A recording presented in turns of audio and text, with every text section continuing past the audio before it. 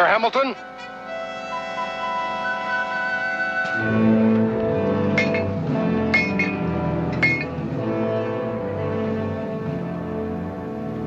Angela. Mr. Hamilton? Angela. I demand to know what the wife of a high-ranking British officer is doing in this camp. Perhaps you'd better ask her, Governor. My dear? Mr. Hamilton, please sit down. I prefer to stand, and I won't be here very long. You wanted to know what I'm doing here. It's quite simple. I came to find you. We've been worried since you were captured. Very worried. Utter nonsense, Mrs. Lackland. Either give me an explanation I can believe, or I shall be forced to form my own opinion. And just what would your opinion be, Governor?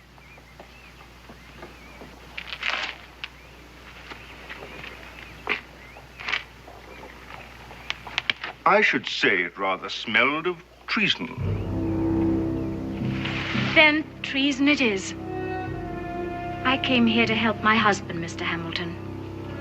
He plans to surrender Fort Detroit to the Americans. Surely you're not serious. Oh, but I am. Betray Detroit? But why? Why?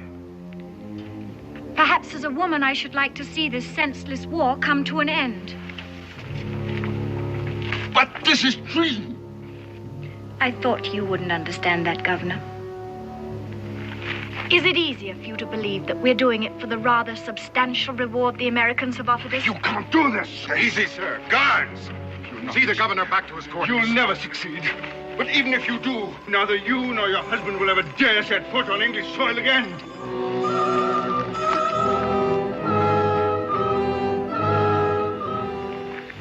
With your permission, Major, I'd like to return to my quarters. Certainly. Thank you for coming.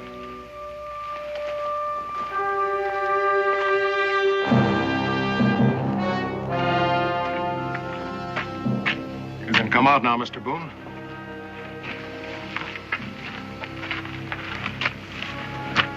A real calculating woman. I'd hate to have her for an enemy. Are you convinced that she means it? Well, she said so plain enough, so I reckon I'll have to believe her. Good. Mrs. Lackland is on the way to join her husband in Detroit. You'll accompany her as a guide. Once there, Colonel Lackland will furnish you with plans of the fort's defenses and whatever other information he considers valuable. Is it all right if I take a friend along? As protection against Mrs. Lackland? I might need it. Take anyone you want. Here are your orders. Now, about the plans.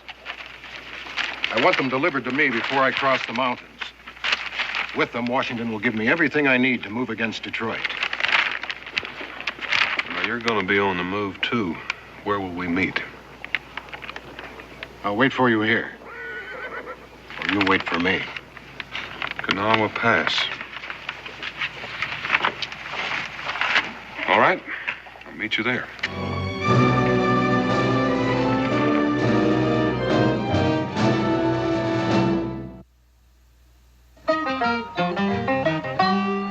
Daniel Boone was a man, yes, a big man, with an eye like an eagle and as tall as a mountain was he.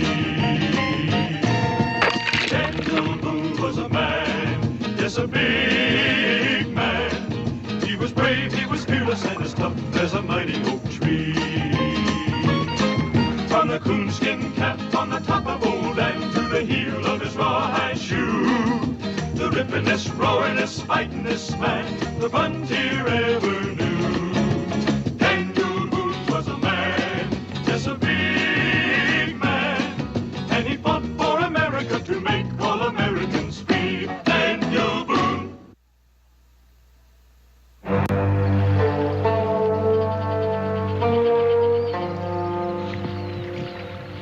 Really beautiful, this country of yours. I hope it stays this way always. In these wildernesses, a man is forced to be an individual. No crowds to follow, no one to turn to for advice. He has to be completely self-reliant. Don't you find that true, Mr. Boone? I haven't thought much about it, ma'am. No, of course you wouldn't. Here a man's thoughts would have no cause to turn inward.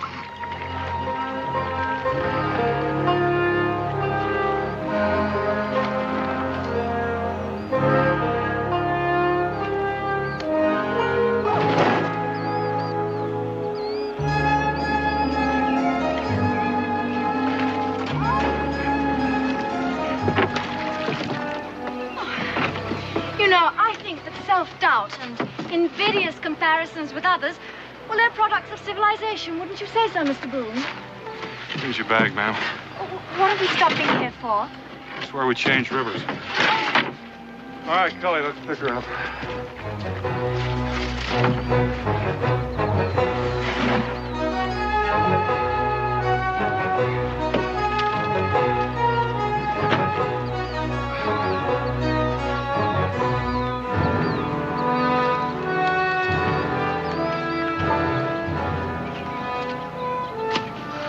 Golly, why don't you stay down here and see if you can catch a mess of fish?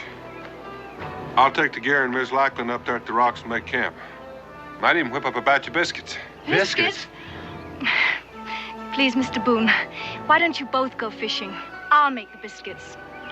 I'm still trying to digest those last little stones you cooked the first night out. Well, in that case, I'll try for a turkey.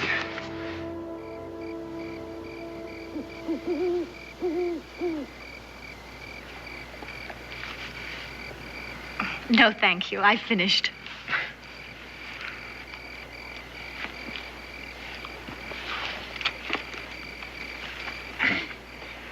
Anybody care for any more biscuits? Yes, you do, Mr. Cully. Please eat them. Dan? All yours, Cully.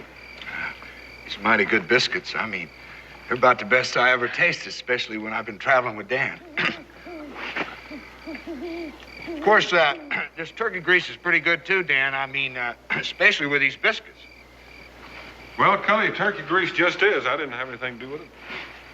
Mr. Boone shies away from approbation, no matter what the source. Are you always so taciturn, Mr. Boone? Well, I reckon I talk as much as most men.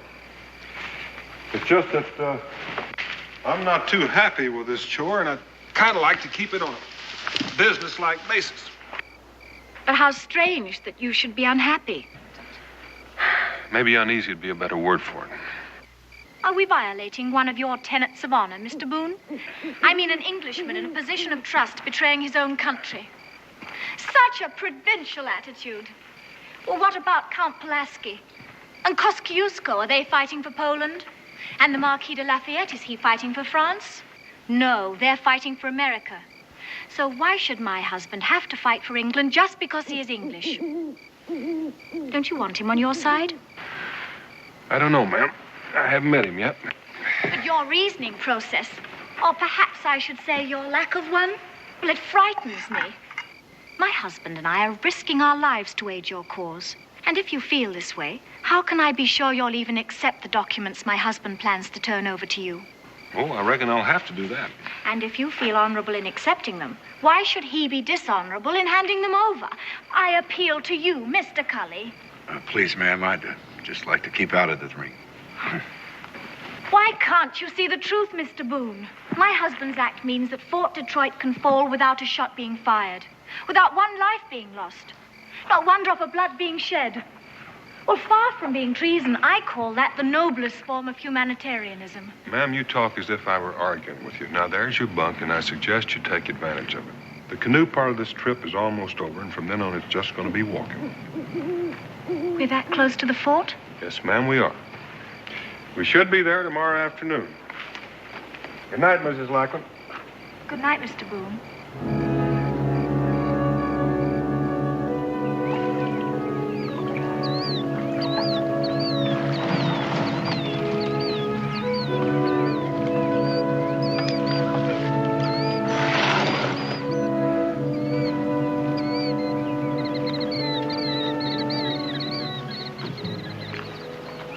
Hide the canoe.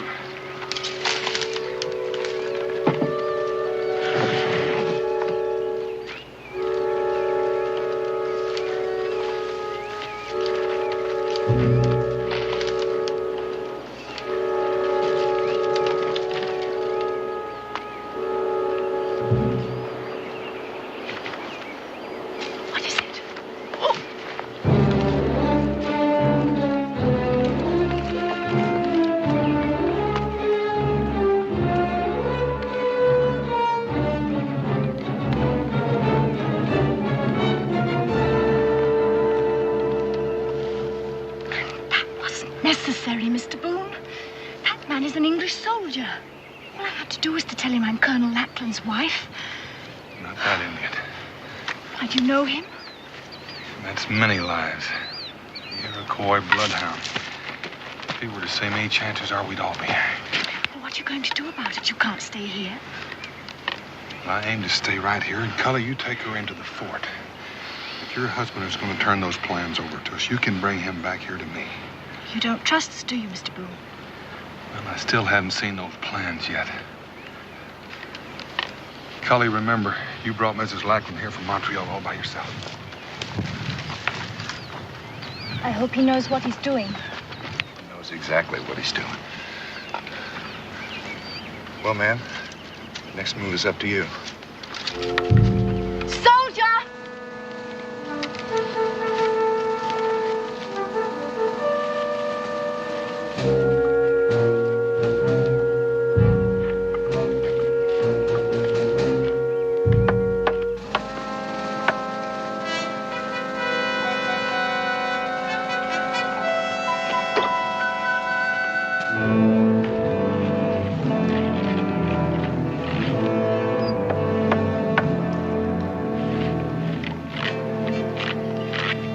Angela! Oh, you don't know what it was to wait so long. I'm back now, Richard.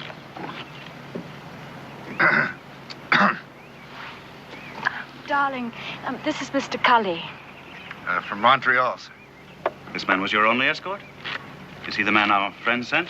Can we go to your quarters? Come along, Mr. Cully. You must be utterly exhausted coming all that way through the wilderness.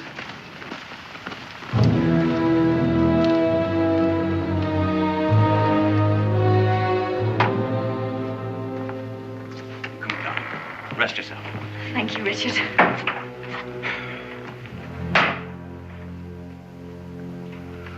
I gather the principal agent is elsewhere. Yes, he recognized a savage who knew him in the fort, and now he's waiting outside to meet you. His name? Daniel Boone. And I don't think he quite trusts us. Well, and what about you? Oh, I'm just obeying orders. Good fellow. I appreciate a man who obeys orders. And the best way to win the trust of your companion, I would say, would be to follow my part of the bargain at once. I have everything that I promised here. Take me to Mr. Boone. We'll settle this business at once. But, sir, don't you think that it'd be safer to wait till dark? I mean, you know, it's only a little while. You see, darling, both the Americans have a preconceived idea about the baseness of our conduct. It makes them behave in a most guilty manner. Just worried about my neck, man. What are you going to do if anybody recognizes you with Boone? It's the simplest thing in the world. I'm a grateful husband who wishes to thank in person the intrepid guide who brought my wife safely through the wilderness. And since he cannot endure the sight of civilization, I must go to him in his native habitat. Who could quarrel with that? Come along.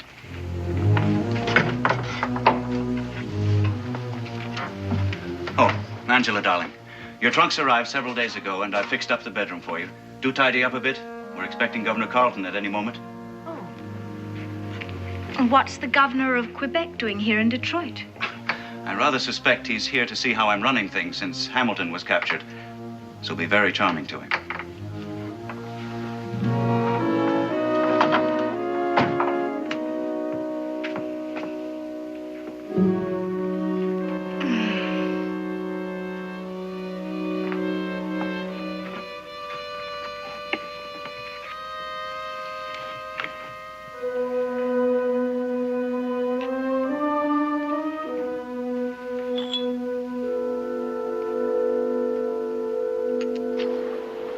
Look them over, Mr. Boone.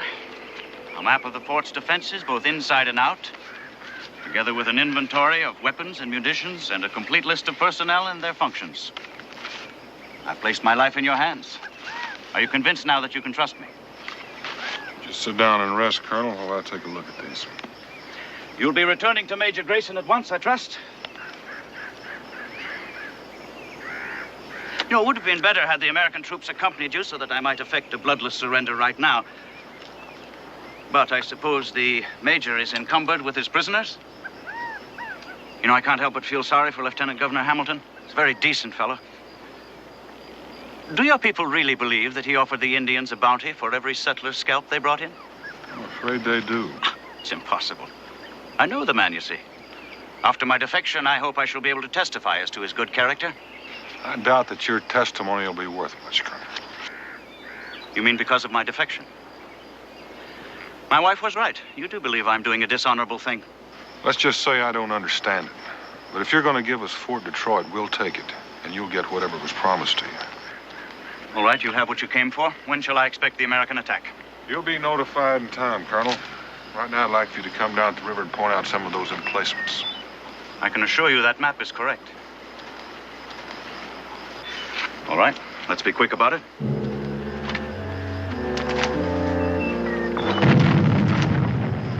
What's happening? Fire! It's Governor Carlton. He's arrived and they're giving him a salute. I have to be there.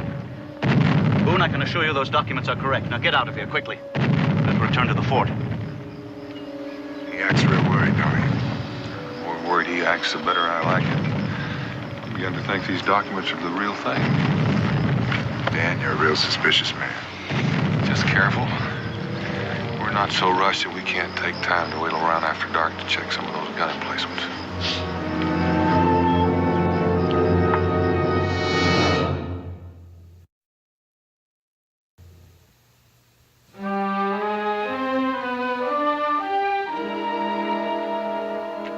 Some Spanish sack I inherited from Mr. Hamilton. I've been saving it as fitting for the occasion. Angela, my dear. Sir? Thank you, Colonel. What a pity you couldn't have made your journey with me, Mrs. Lackland. All the way from Montreal by water, except for a portage round Niagara, and on a boat fit for the ocean. I should have loved your company, Governor, although I really enjoyed my wilderness experience. You know, this great inland waterway must never be lost to England. And it won't be as long as we hold Detroit. You can rely upon my husband, Governor. I'm sure of it. The catastrophe that overtook Hamilton frightens me. It is precisely that catastrophe that dictates my every move.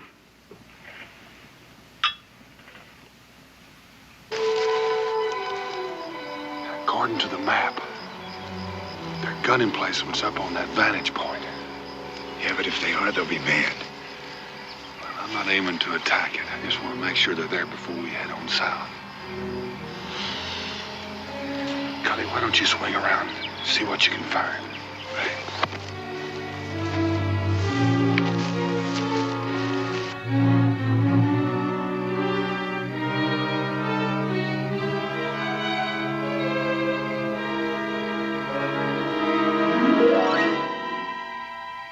There's my point. Come on now, lads. Why not go for £5 this time? Get all of the money now. We can chalk it up. I'll take it out of your next pay packet.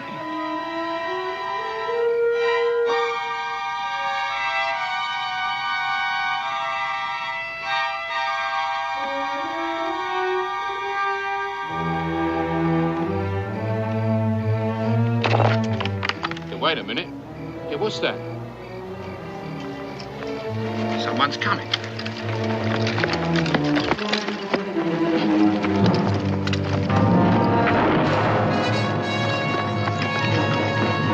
Come on now, lads. After him. Boys.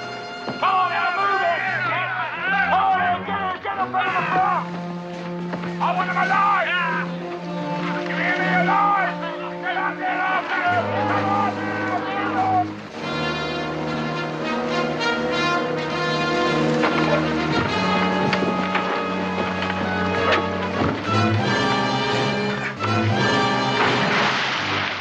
Hold there or I fire! Keep going, Cully! All right, lads, to the colonel. Take his stuff.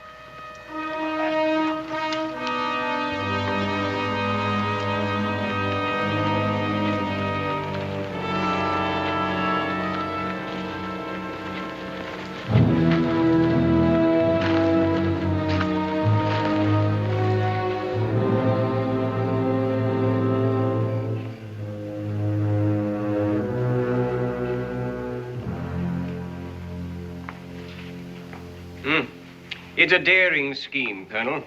But do you really think it's safe to withdraw so much of Detroit's garrison at a time like this? Well, the time is in our favor. With Clark on the Wabash and the river bottoms flooded, it would take him weeks to get here, even if he had the supplies, which I doubt. I only hope your intelligence reports are right. I'm sure of it, Governor. Just leave everything to Richard. Very well, Colonel. You have my approval to reduce the garrison by 50 men. I certainly hope it doesn't lead to another disaster. Thank you, Governor. Now I believe I'll say good night. Yes? I beg your pardon, Colonel, but here's a matter what can't wait.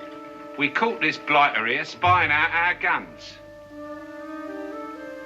He looks like an ordinary trapper to me. Oh, he's no trapper, sir. He had these papers on him. Complete plans of the fort, right down to an inventory of our supplies. Why, sir, he knows more about the place than I do myself.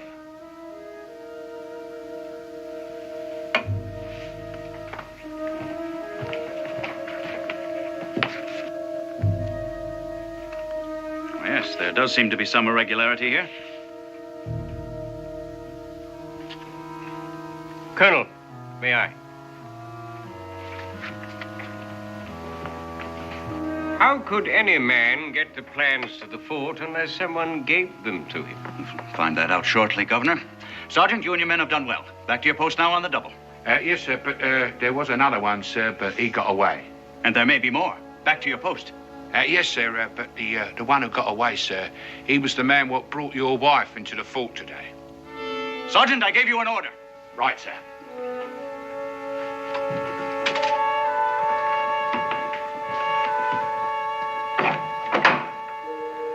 Mrs. Lackland, if what the sergeant said is true, then you should know this man, too. Since you refuse to answer, I'm forced to assume you do. Who are you? Where did you get these papers? My dear Colonel, these documents had to come from your own files. No one but you had access to them, and only you could have... You're absolutely right, Governor. There's a traitor among us. So don't move or call for help. I've no intention of hanging. Angela, release Boone.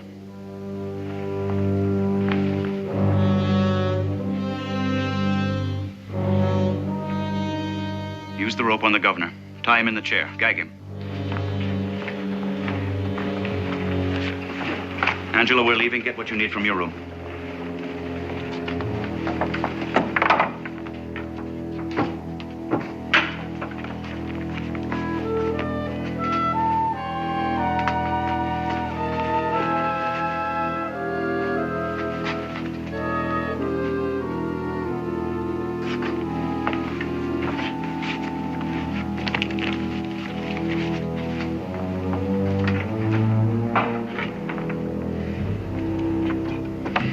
You bungling ox, out the door there.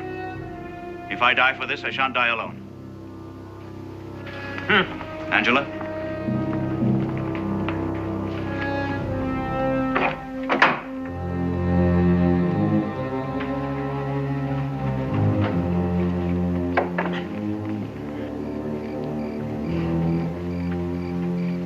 Open the gate. But, sir, I thought your orders... Open the gate. Yes, sir.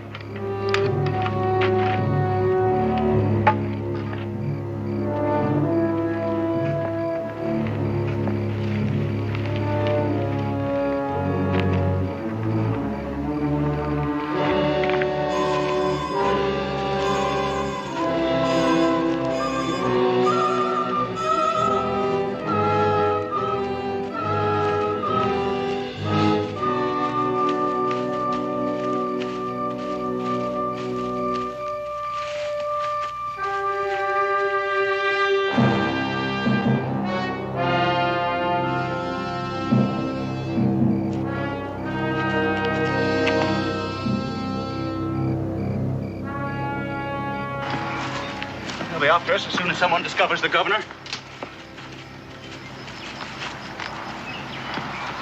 Colonel, that Indian back in the fort, many lives. Is he in British pay? A scout and tracker. It may make it a little more difficult. It's your fault this happened. I told you those plans were correct. Why didn't you believe me? If I'd have taken those plans to Grayson without checking them for accuracy, he'd have thrown them in the fire. And might as well for all the good they're going to do us. I ought to have you shot. If you did, Colonel, you wouldn't know how to get to Grayson now, would you? I've carried out my end of the agreement, and now Grayson is honor bound to carry out his. Now get us out of here. Now, you listen to me, Colonel. You just resigned your commission. You have no one left to command. And from now on, you're going to take your orders from me. And the first one is put away that pistol. Now, come along, Miss Lackland. Let's just hope that canoe's where we left it.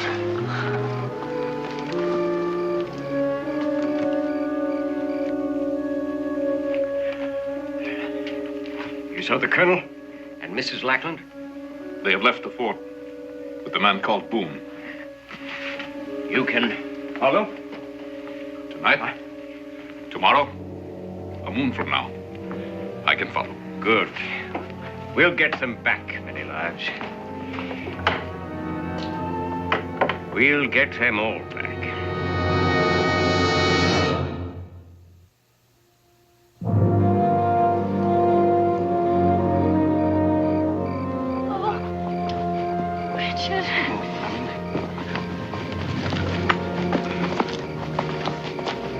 We'll rest here for a moment, Boone. My wife has to catch her breath.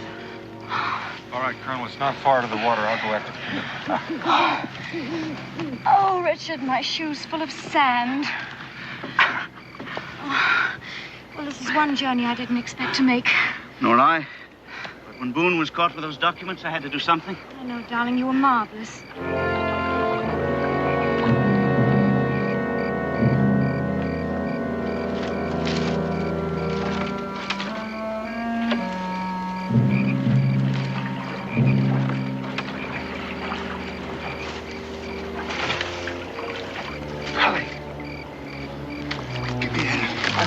Halfway home. Oh, I didn't feel like swimming all the way home upstream. Come on, let's get out of here. It's not quite that simple. Fortunately, I got company. All right? All right.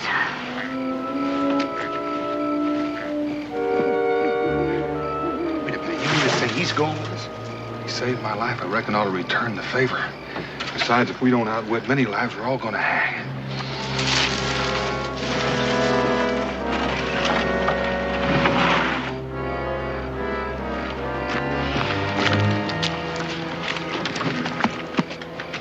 Get in, girl.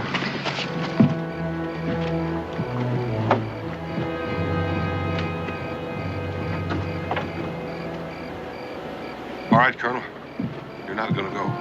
You're going to leave tracks for all of us. I am? Tracks to where? Anywhere except along the river here. How much of a start have I got? Well, I don't know. If it's traveling alone, you ought to be able to keep your lead. See you in Kentucky.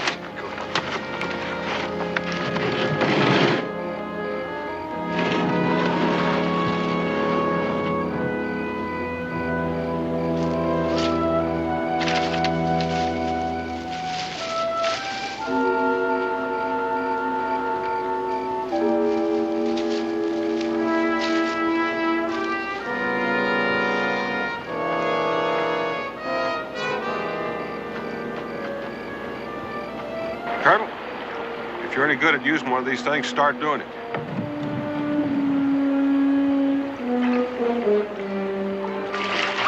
Oh, Richard, you got me all wet. All right. Maybe I shouldn't have mentioned it. I think I'll soon get the hang of it. Colonel, why don't you practice some other time when this noise you're making won't get us killed?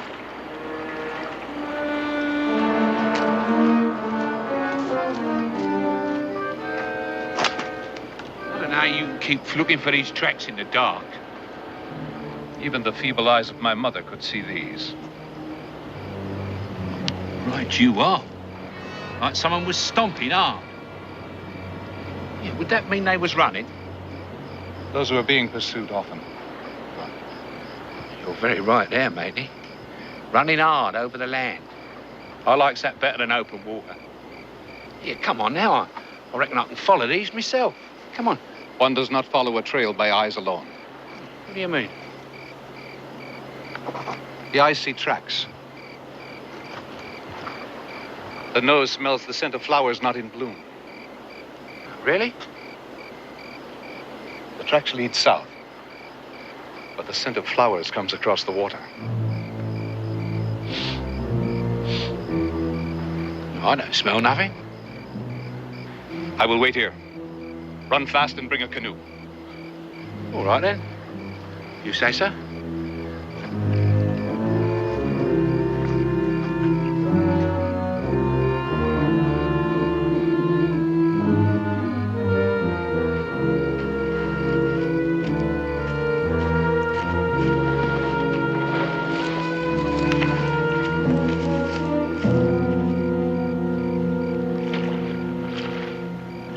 Don't you think you'll ever need that again? If I do, I'll dig it out. I don't want him to find where we've come ashore. But surely if he's following the false trail. He won't follow it far. Come daylight, he'll start wondering why he hadn't seen a lot of tracks that look like a woman's. Then he'll think about water.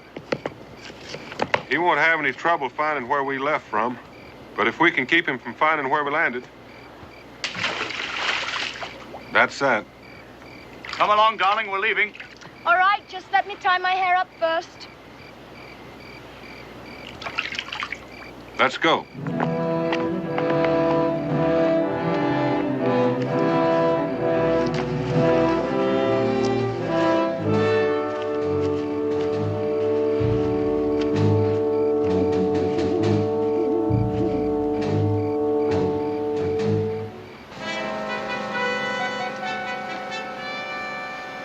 Sergeant Perkins? Through here. Come on, Scott. This way.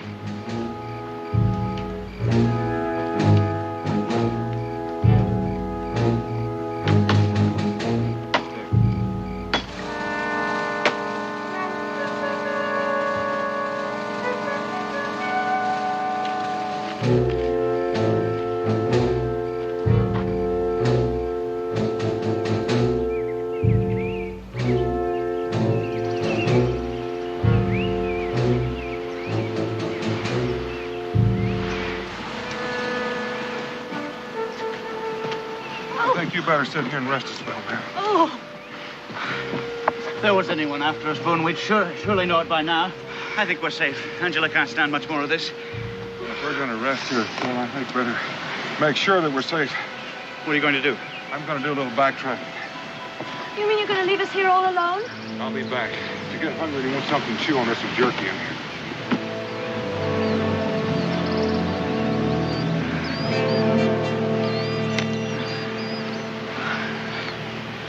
You'd better try and choke some of this down to keep your strength up. It may taste awful, but it's nourishing.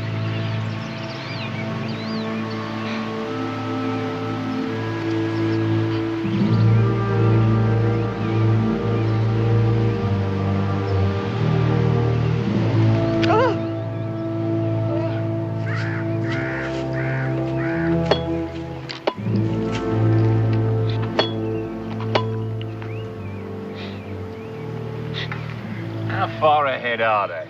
Well, can't you tell? The hawk above can see them. We go slow.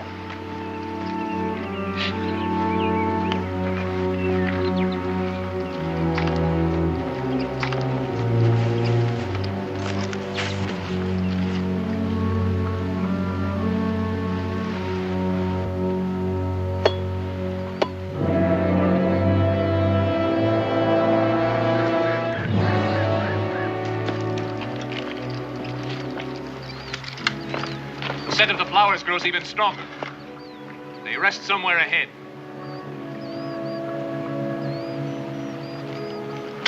No! We will wait here until they move on. Suits me.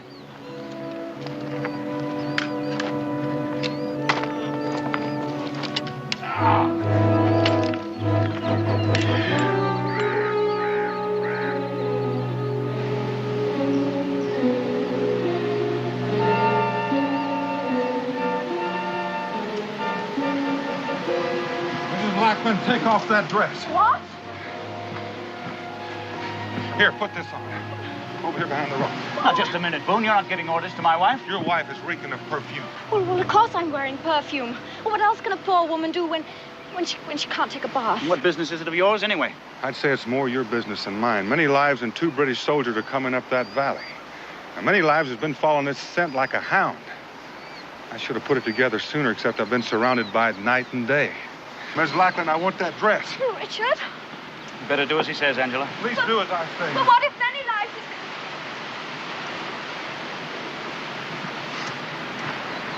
Colonel, there's something mighty strange about this. Yes, what? Many lives has followed this scent all the way. And with your wife slowing us down, they could have caught us. Why haven't they? They're probably waiting for the opportune moment. 2 rifles against 1 pistol. One moment's as good as the next. Yes, but they want us alive. The British give traitors a trial before hanging them. Well, they may want you alive and Mrs. Lackland, but the easiest way to accomplish that is by shooting me. Now, they haven't. I don't know what you're thinking, Boone. And another thing. Many lives is blazing his trail. Now, I wonder why. Probably so he'll be sure to find his way back. Well, he could find his way back blindfolded. He's blazing his trail so someone else can follow him. The question is who and how many? I've no way of knowing that, Boone. I can only repeat they want Angela and me alive. You wanted this? Thank you, Mrs. Lackland. Colonel, I want you to take your wife and going up into that little valley there. There's a stream there. Follow it as far up as you can. I'll find you later. If you know there's a stream nearby, then you must be in familiar territory.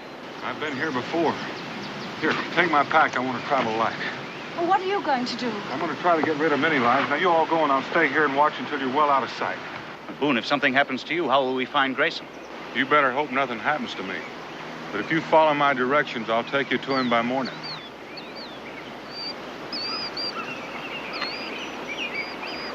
Boone, you may need this. You keep it, Colonel. You're more apt to need it than I am.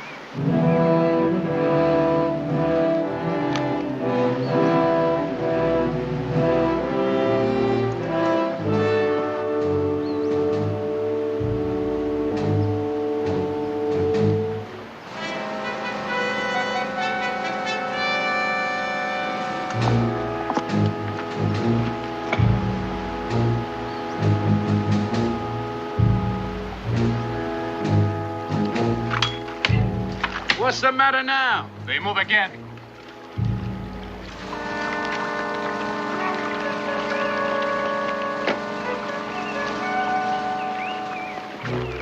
Come! Come on, Scott. On your feet.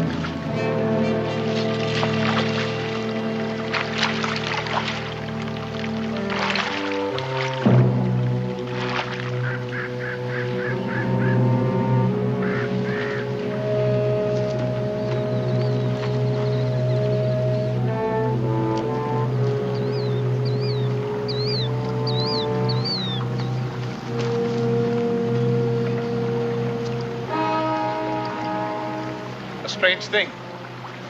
They go north, and before they went south.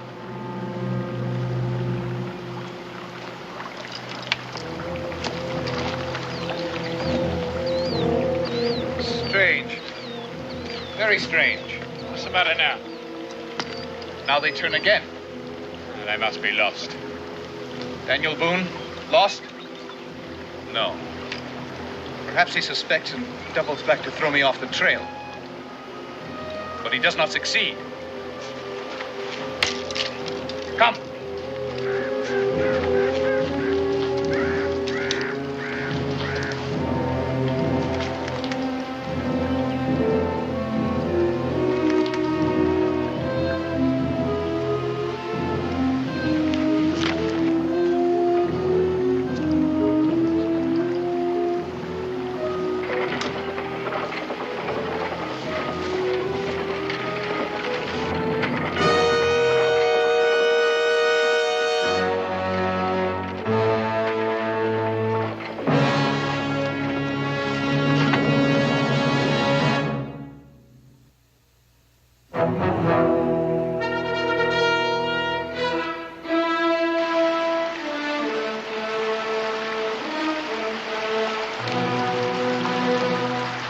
would a colonel's lady throw away a lovely dress like that?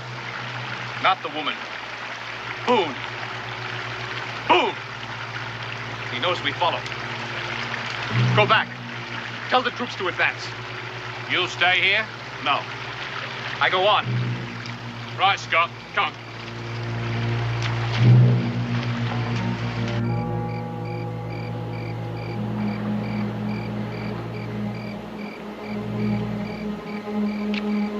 I wonder what's keeping Boone. Oh, Richard, I'm so cold.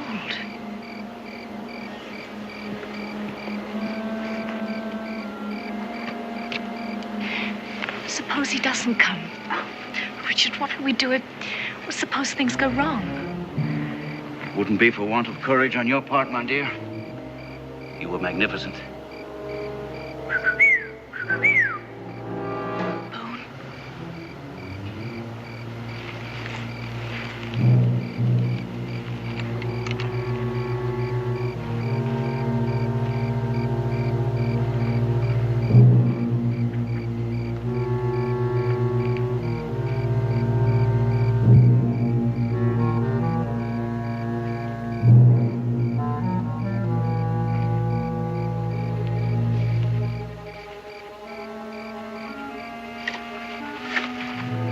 Expecting me, Colonel? Boone. Yes, we're expecting you. Been expecting you for hours. It took me quite a while to lay a false trail for many lives. What are you doing coming up from the south? You were behind us. Well, I must have passed you during the night, Mrs. Lackland. Where did you get the rifle? Found out who many lives are blazing that trail for. And did you know there's a whole passel of British soldiers following him? Well, then, the sooner we're under Grayson's protection, the better. Let's get out of here. Well, they won't need that many soldiers to take you alive, Colonel. But they are going to need them for something else. Yes?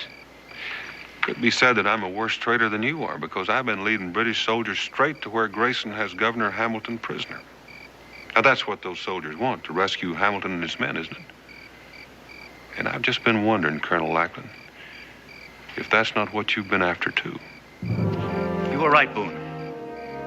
I do need this pistol more than you. Put the rifle down. In view of your suspicions, Boone, I think it best that my soldiers reach Grayson before you do. It has to be a surprise attack. You see, Lieutenant Governor Hamilton is not only a dear friend of mine, but also happens to be Angela's uncle.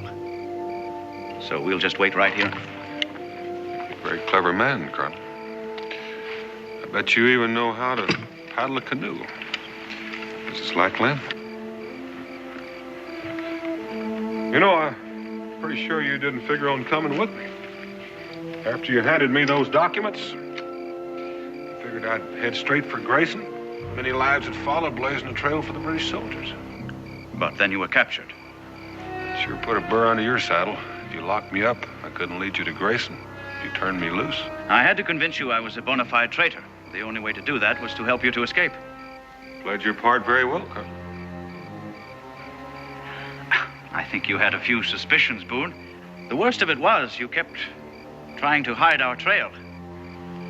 We were hard put finding ways to leave a trail for many lives to follow. Like the perfume. It was the very best perfume, Mr. Boone. Well, you had me fooled right up to the time I found out that I was acting as a guide for the British Army. There is some comfort in knowing I wasn't traveling with British traitors. Thank you. Treason is distasteful, but in this case, the end justified the means. In your plan to rescue Hamilton, you can forget that, Colonel.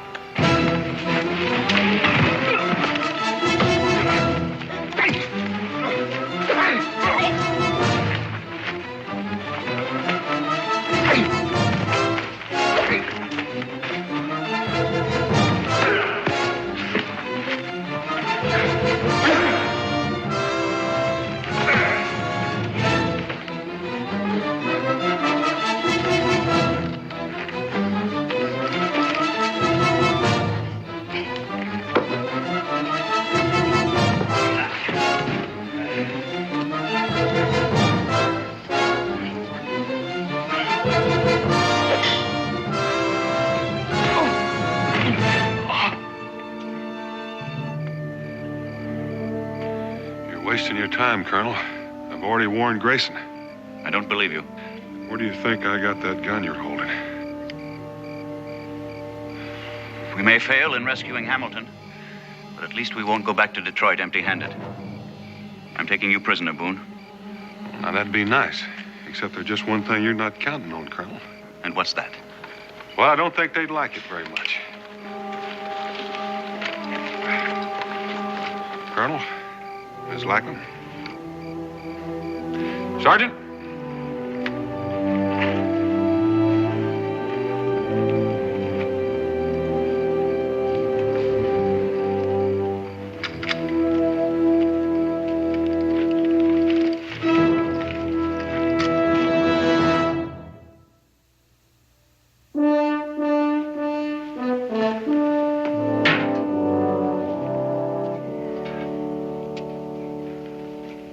Yesterday, the wind came up, blew my clothesline down. I had to do the whole wash over again.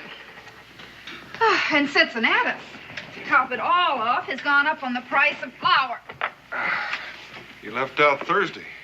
Thursday. Oh, Thursday was calamitous.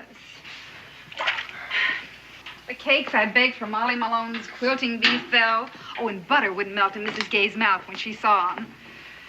And I ruined a batch of soap. Oh, and Daniel, the cabin needs chinking. Has Israel been behaving? Well, he's just trailing after Prather Beasley again. And neglecting his chores. You know, the wood box is empty. And he's completely quit bringing in the water. Well, I'll speak to him about that. Where'd you say you'd been? Hmm? I said, where did you say you'd been? Oh, Fort Detroit. And who was with you? Oh, Cully for the most part. Becky, we need some more hot water. This is kind of lukewarm. Lukewarm, is it? Cully has been back in Moonsboro 3 days, and I never knew him to wear women's perfume. Don't you lie to me, Daniel Boone. Oh, that's cold. What's so funny? That's the second time this week that perfume's almost got me killed.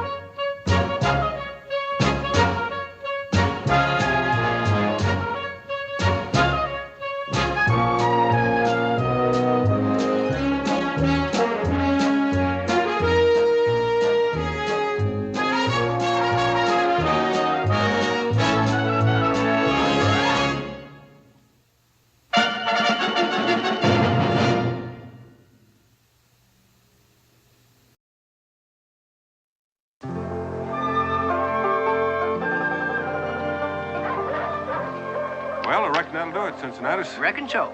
Anything you might have forgotten, Mr. Bryant? Well, if I have, I'll just have to learn to do without it. That's for certain, Mr. Bryant. See you next season when we have some more furs to trade. You're always welcome, Daniel. Have a good trip home. Clem? Pam, always good to see you. Bye.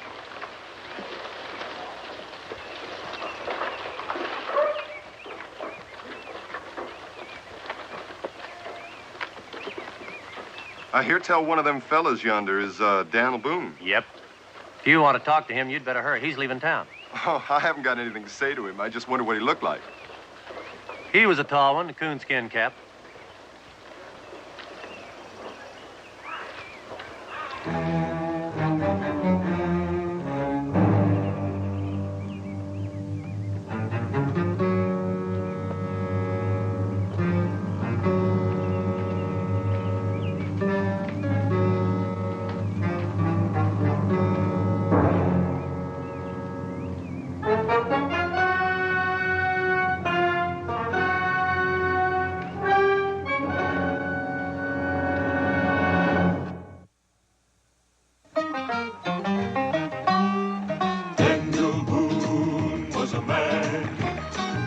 yes, a big man.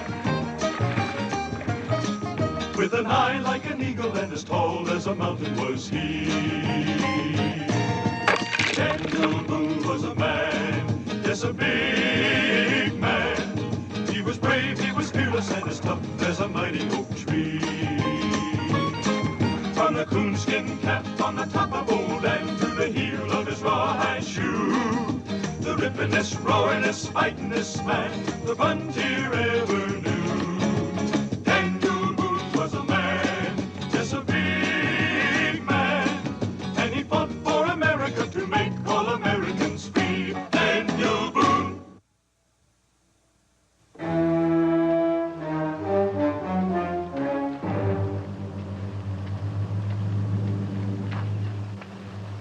Well, there's not much elbow room left in Kentucky. Think I might head further west one of these days. I think this would be plenty of elbow room for me. I feel a little lonely already. I'd say this neighborhood is a little overpopulated. Whoa, Barney. Hold him just a minute, would you, Bryant? Looks like he's got a loose shoe.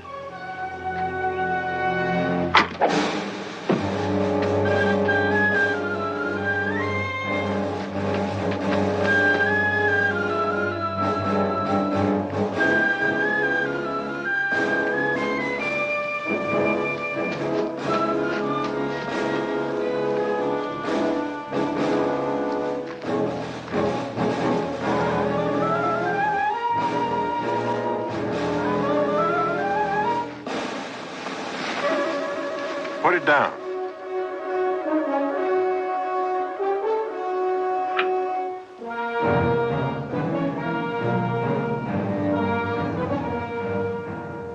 Gentlemen of the jury, have you reached a verdict? We have, Your Honor. You will please state it to the court. We, the jury, find the accused guilty of murder in the first degree as charged. The defendant will arise and face the bench for sentencing.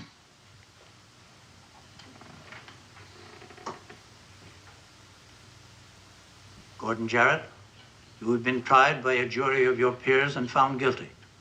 Before pronouncing sentence, I ask you again, do you have any next of kin or anyone at all to be notified of the result of these proceedings?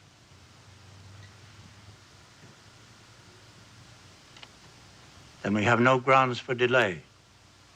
At sunrise tomorrow morning, you will be taken from your cell and hanged by the neck until dead. And may God have mercy on your poor soul. The bailiff will remove the prisoner from the courtroom. This court is adjourned.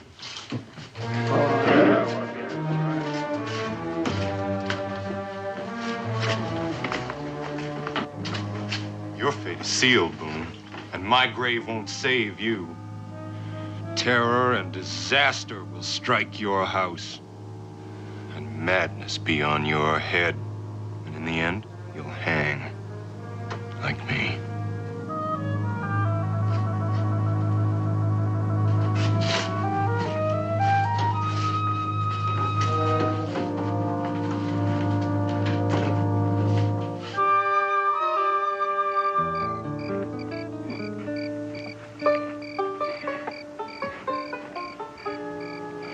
I don't deserve no marker. He killed an innocent man. Woe unto those who make the innocent suffer. He was just doing what he thought you wanted done, Pa. I told you, Brother Gordon, to find Boone so that we could hang Boone in the full knowledge of his own guilt. But Gordon did in his own way, and now it's Gordon that's hung by his own mistake. Pa, we could all hang for what... Lord protects those who mete out his vengeance, but Gordon didn't do it right. But he sure held up well at the trial, Pa. Never talked, never showed a quiver. And that curse he put on Boone deserves remembering. Aye, and his soul won't be at rest till that curse is fulfilled. Now he's somewhere around us right now, watching us. Don't start talking like that, Pa. It gives me the creeps. Oh, yes, he'll be following and traveling right along with us till that curse is fulfilled. Not until then shall the righteous rejoice. We shall wash our feet in the blood of the wicked. Come along. We'll be heading west by daylight.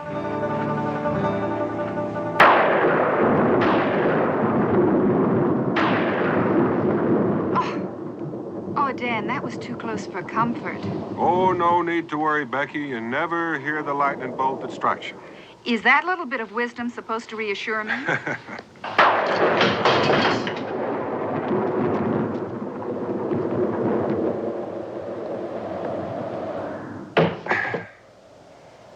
Well, the latch is broken. Can you fix it? Yeah, I'll wedge it with something. Thank you, Israel. Now, I think you'd better get ready for bed. You expect me to sleep with all that going on? Well, at least you can put your nightshirt on. All right.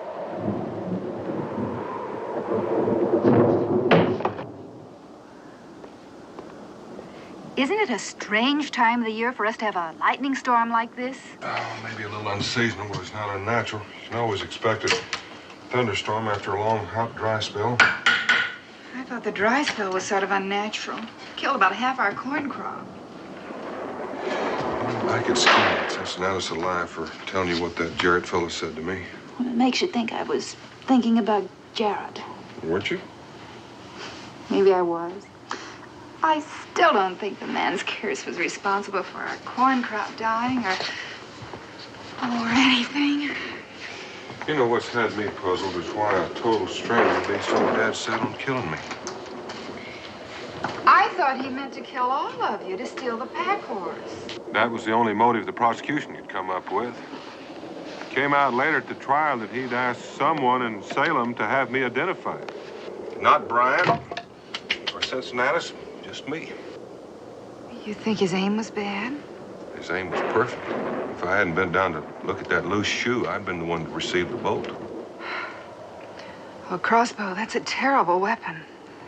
Yeah, it's more accurate and more powerful than the ordinary bow, and it doesn't make the noise of a rifle.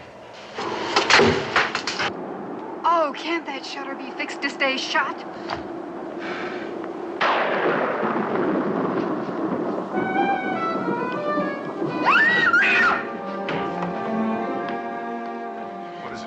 There's someone out there staring in.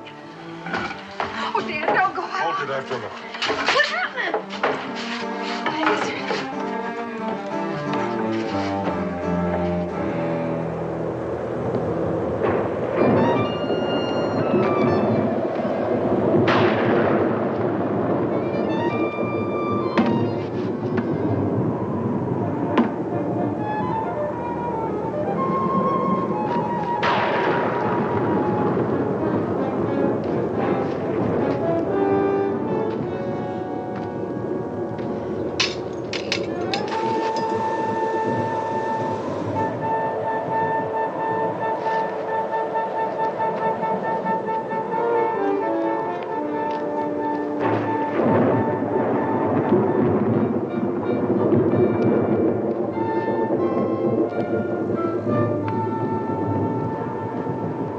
Becky, open up.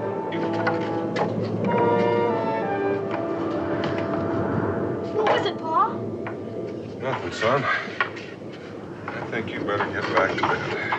I'm an Aunt. No one will tell me anything. There's nothing to tell. The storm just made your mother nervous. Come along, Israel. Up to bed.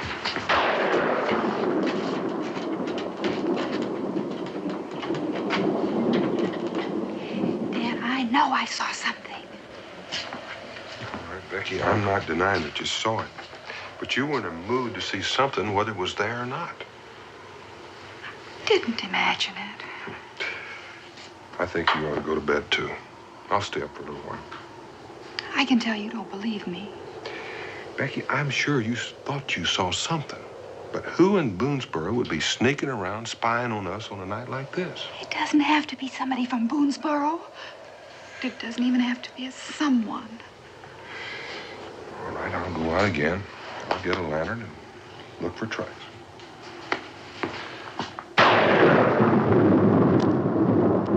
Well? Well, it's kind of hard to tell. I was walking around out here a couple of minutes ago myself. Looks like somebody might have been standing right there. Dan?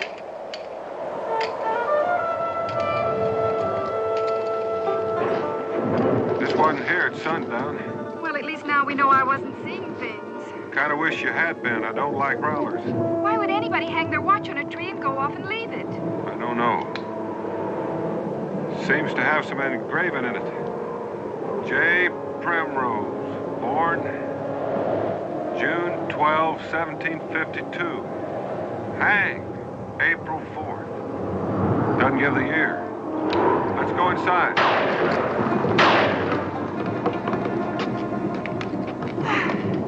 Did you know him? It's about 10 years ago. He had a riverboat. Don't you remember when I took that trip from New Orleans? A couple of other fellows went along. Can't remember their names.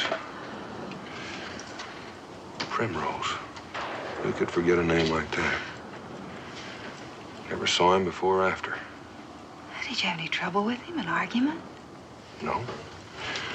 The only trouble we had was on a night like this, when our boat slipped its mooring and rammed into a raft of logs and been set adrift with a sawmill downstream. Best of my memory, we came close to sinking. Oh, why would this Primrose be spying on us? Well, according to this, he wasn't. He was hanged. Like Gordon Jarrett. I wish you'd get that out of your mind, Becky. How can I? I'm half frightened to death. Just remember this. If anybody wanted to harm us, they had the perfect chance. With the shutter open, and when we were outside just now with a lamp. There are ways of harming people without shooting them. Young lady, you're going to bed and come tomorrow. Well, here's the rain. There goes any chance I might have had of tracking him tomorrow. Even the rain seems unnatural now. Rebecca, I want you to remember just one thing. Whoever hung that watch out there was flesh and blood, just like I am. Let's go to bed.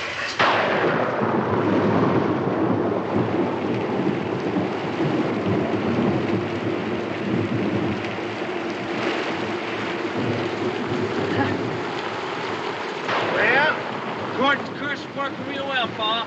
His skull's gonna rest easier now he's shown giving fool little of the terror. You found the watch. They did. Well, Boone will start thinking now. Then he'll start suffering. He's gonna suffer a lot more before we end up by hanging him. Why's he gotta suffer so much? Why can't we just finish it up? I've tried to tell you, Nick, it does no good to wreak the Lord's vengeance unless the man who gets it knows it's coming and why it's coming. Yeah, maybe you don't remember how you walked around, but you can sure see the suffering that Boone and the others caused your Pa. So it's right for Boone to suffer. Yeah, look at me all bent and crippled up here before my time. You was too young to share in the other hangings, but you'll be part of this one. And you'll learn what the joy of vengeance can be. I think I'll go down in the settlement tomorrow, so as I won't miss anything. Oh, that could be dangerous. I can sit in the tents of the wicked and have no fear, because I am protected by righteousness. Besides, they won't suspect a thing of a cripple. They don't know that I'm a Jarrett. Boone is the last of the four. By the week's end, Boone will hang.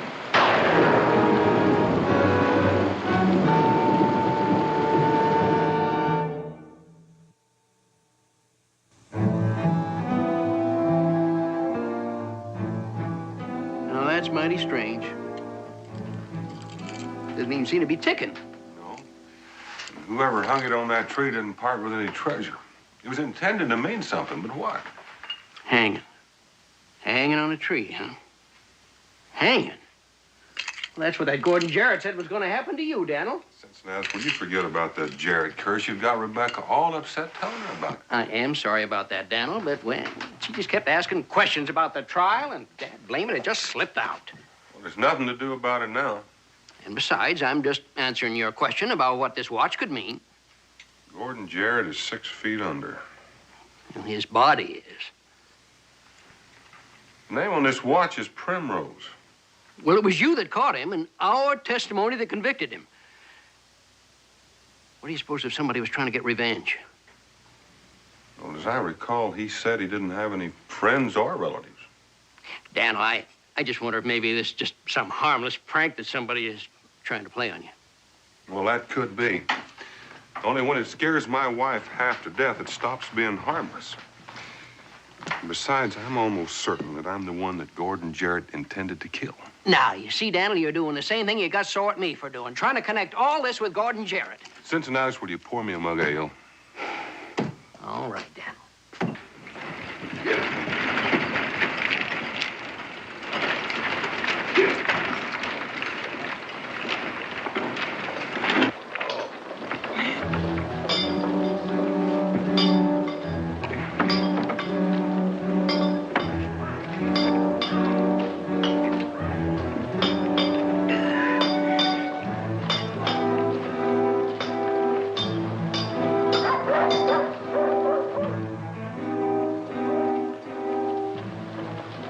Drink, Daniel.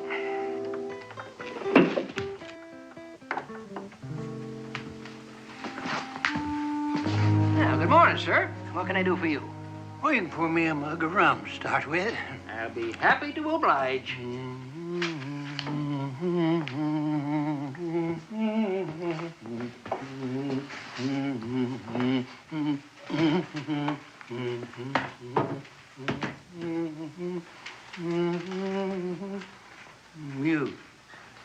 You here at the bar. Yes, sir. Would you care to join me in a drink? I'm new here. I'd like to talk to someone. Well, why not? My name's Stover. Adam Stover. And what is yours? My name's Boone, Mr. Stover, Donald Boone. Well, sit down, Mr. Boone.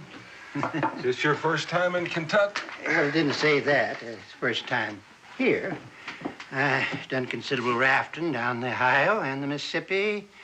Have you ever been a riverboat man, Mr. Boone? Oh, I've made a few trips down to New Orleans. I was the best boatman on the river till I got all busted up like this. I was born half horse and half alligator. But you wouldn't understand about that, huh? Well, there's your rum. Oh, thank you. Landlord, I've got a team just outside the door. Would you have your boy take care of him? Be glad to take care of him myself. You want him watered and fed or just stabled? Stapled. Providing you have got a lodging for me. I got a room and all you can eat for $10 a month, $3 a week, or 50 cents a day. Not too bad, Mr. Stover. Well, I'll take it by the day till I see how long I'm going to be here. All right, I'll see to your horses. Well, they ain't suffering. Landlord, why don't you join us for a drink? I'd be mighty obliged. Mr. Stover, you mentioned that you were once a boatman. Did you ever know a man named Primrose? Primrose? James Primrose?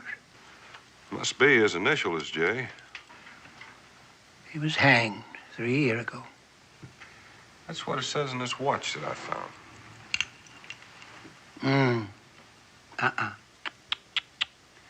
Yes, this watch must have once belonged to James Primrose. You have any idea what his crime was? Murder. Worse than that. He murdered a woman. Now, that's a mighty strange coincidence. We was involved in a murder trial in Salem. Now, a fellow shot down one of our best friends in cold blood. Of course, Daniel caught him, turned him over to the law, but he hanged, too.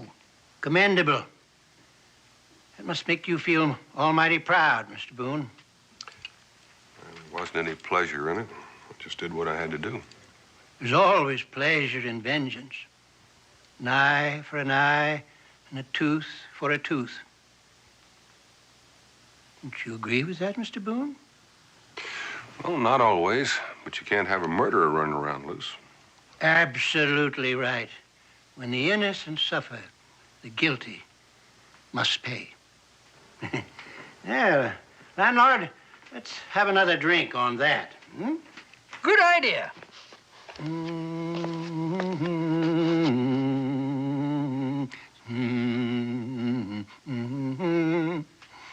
never did tell me what all the excitement was about last night, Ma. Someone was sneaking around the cabin, and all the thunder and the lightning, I got frightened. Doesn't even seem nearly so bad in the clear light of day. Why didn't Pa track down whoever it was? Rain took care of that. He thought he saw some tracks outside the front window, but they were gone this morning. That sounds like a cowbell. Oh, the Olson's cow must have gotten loose again. I'll go fetch it for him. Israel? Don't worry, Mom. There's nothing more peaceful as a milk cow.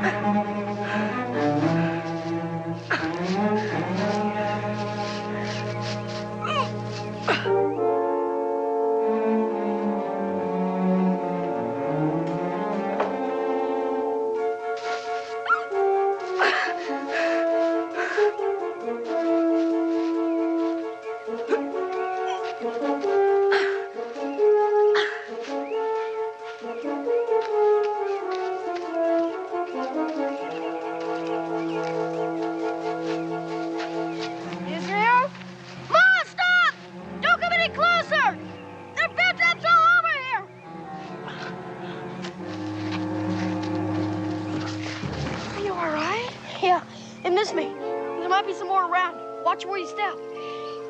Set a bear trap here. Could have crushed your leg. I don't know.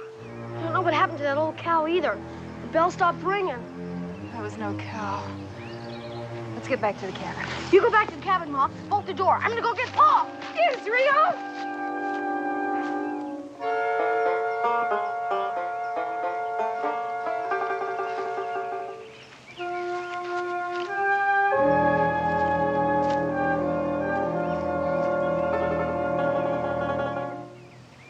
Dudley. Hang.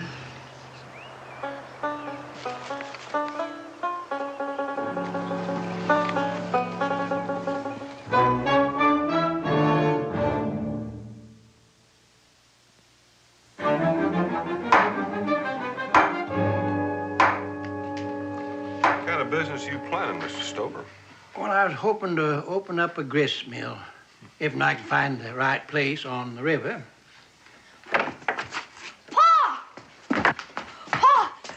Capture me in a bear trap. A bear trap? Yeah, and they almost did. Look at my jacket. You gotta come quick. Mom's back at the cabin all alone. Mr. Boone. Sir. My wagon is still right outside. Why don't you use it? Thank you, I will.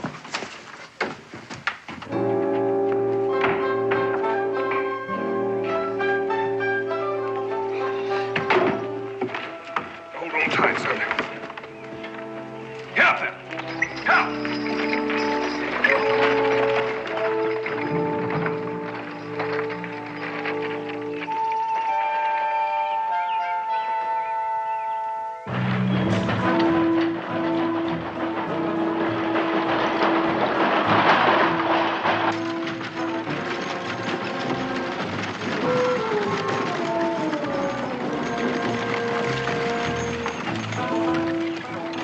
Get up!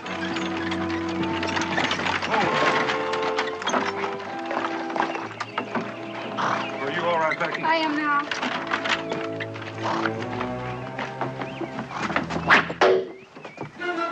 Inside. Oh, Dan, what was that? It's a crossbow bolt, the same thing that killed Brian. And you still can say this whole thing has nothing to do with Gordon Jarrett? There's some kind of coincidence. I don't know what it is. Ezra, where are those bear traps?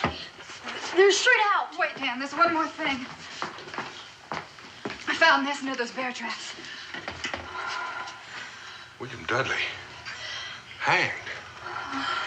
That's one of the names I couldn't remember yesterday. He was one of the men on the Primrose boat. And they were both hanged.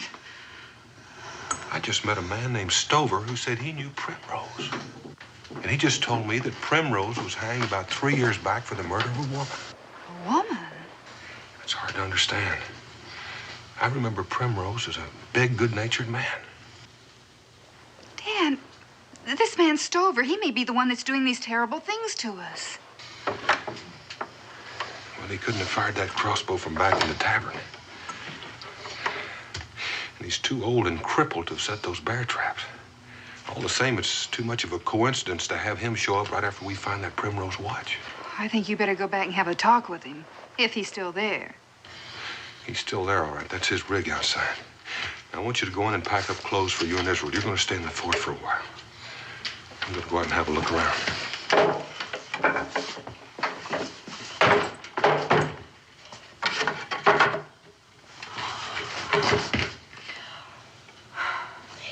Ma, I guess we better pack. Pa's in an awful hurry. You're right, son.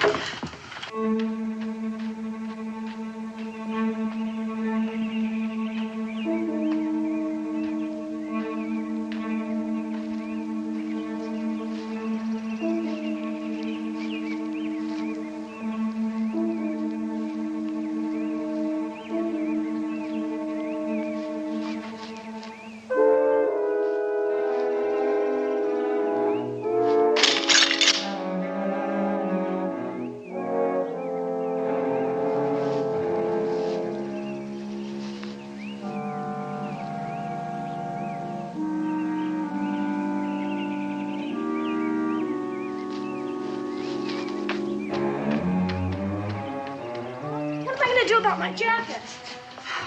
Oh. We're going to change it. Open up, Becky. It's me.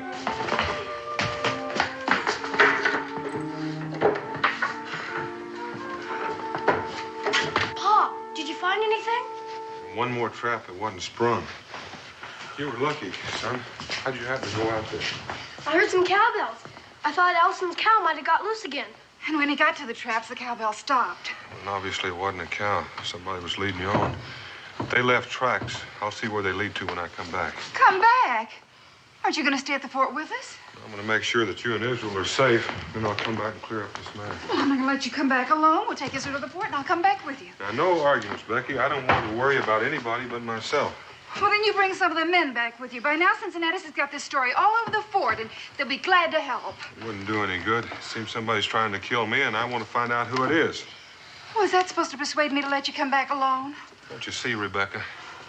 If I come back surrounded by friends, whoever's trying to get me is just going to lie low and wait. If I come back alone, he'll show himself. How do you know it's a he? It may be a half dozen days. I want to talk to that Stover fellow again. You can argue on the way. Oh, I certainly shall.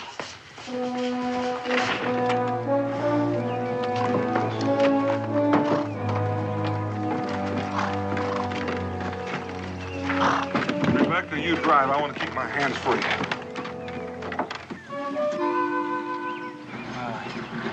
I reckon they must be scared plenty, huh? Just can't take any more of it. Yeah, they're headed for the settlement. Pa's a wily one, Leonard Boone is rigged. You know, he's gonna have Boone eaten out of the palm of his hand, then all of a sudden, the rope. You'll see, little brother, you're gonna see. Right now, let's get into Boone's cabin so he'll be ready for him when he comes back.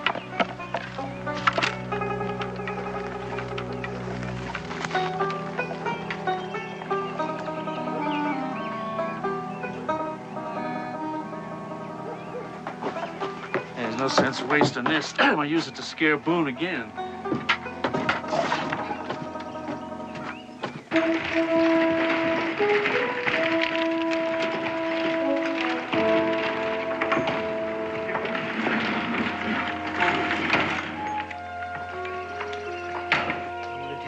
Something supernatural about it. There was no human face that was peering in the window at him. And there was no human hand that hung a dead man's watch on that tree. Well, when you remember that curse I heard with my own ears. I think you heard that with your imagination, Cincinnatus. Daniel. Becky and Israel are going to stay in the fort for a spell. Think you can put them up? Never any problem. Becky. I guess we may as well go up and unpack. Right up the stairs.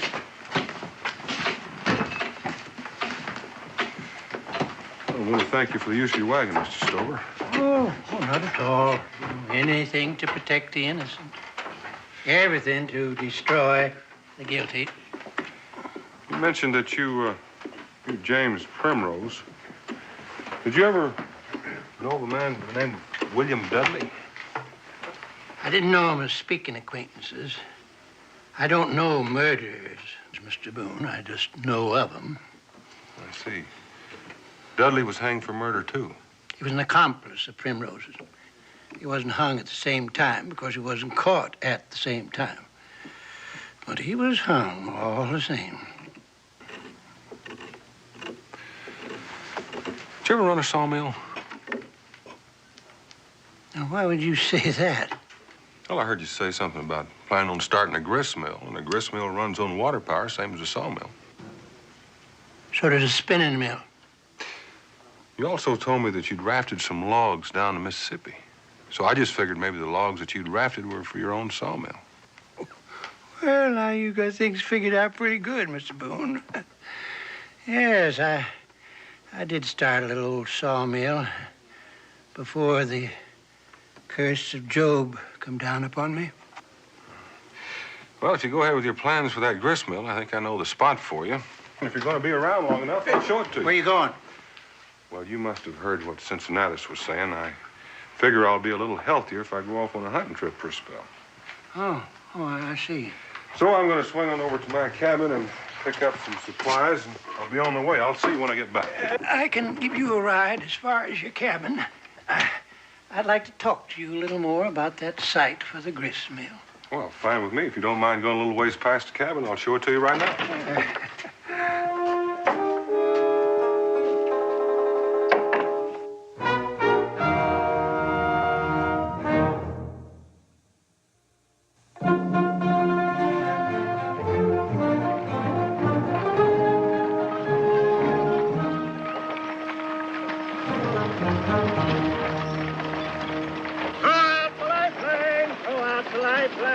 Someone is sinking tonight. I'm a very religious man, Mr. Boone. I rejoice in carrying out the work of the Lord.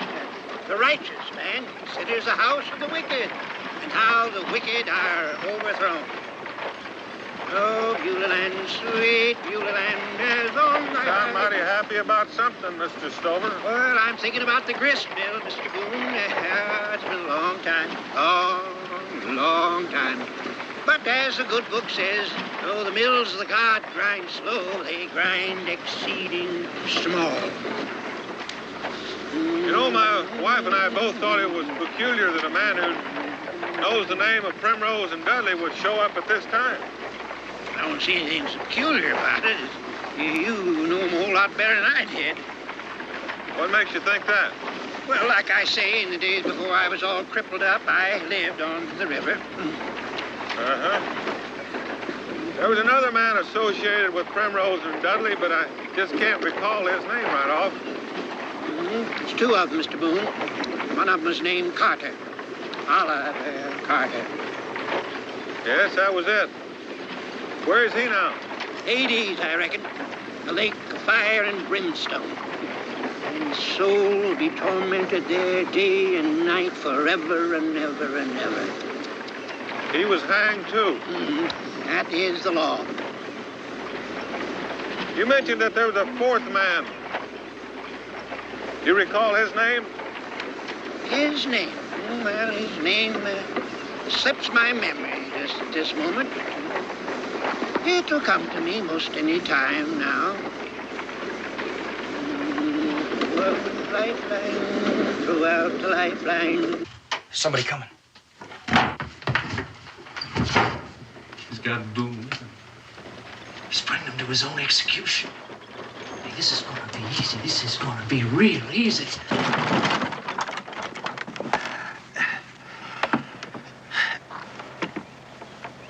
The The fourth man on that Primrose boat couldn't possibly have been Jarrett, could it?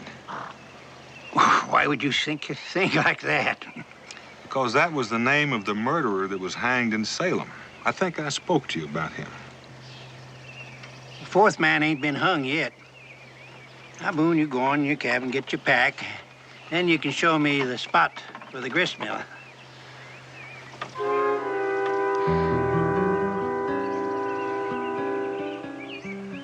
I think I'll show you the mill site first. I've got a few things to do here before I leave, and I wouldn't want to keep you waiting. Well, I don't mind waiting at all. You just go right ahead and do your chores and take all the time you want.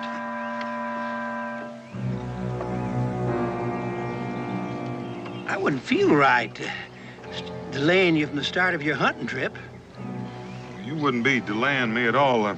I'd better drive because I know the way and you don't. Now, look here, Boone. I am a stubborn old man, kind of set in my ways. Now, you go on in that cabin and get your pack. Now, why is that so important to you, Mr. Stover? It is Stover, isn't it? Get him! Hey, he's running away with Pa. Come on! Wait a minute. They could still see us.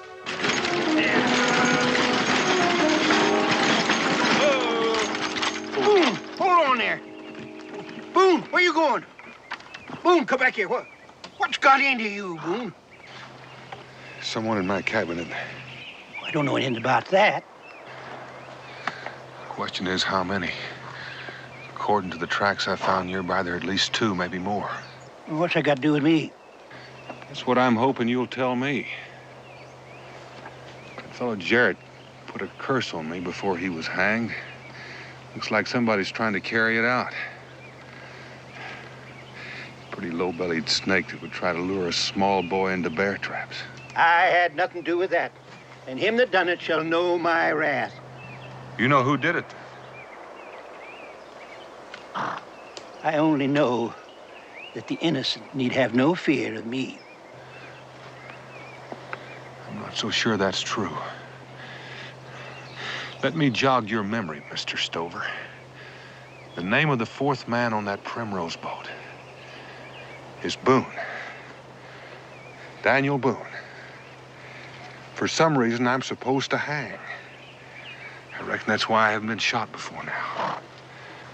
So we're just gonna sit here and wait until they come out. I figure I can make a pretty fair leg shot from here. I just hope you're not too fond of them. Ah, kill him. Kill him. Won't be the first time you murdered one of mine. One of yours?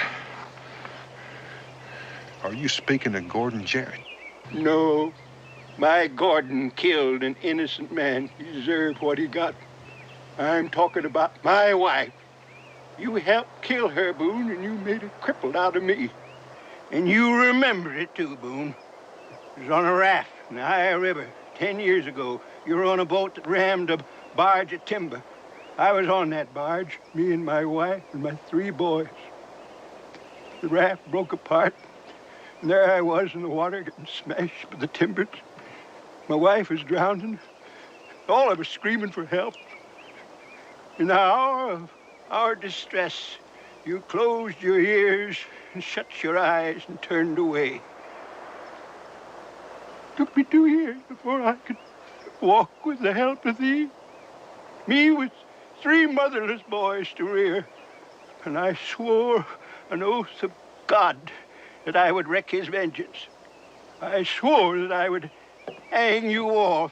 May the curse of Hades with you, Mr. Boone. Robert! Nathan! Come on!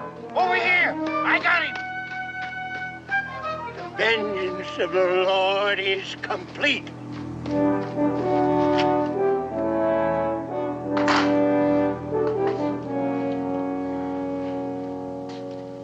Now that you've explained to me why you're hanging, I recall that night on the river a little better.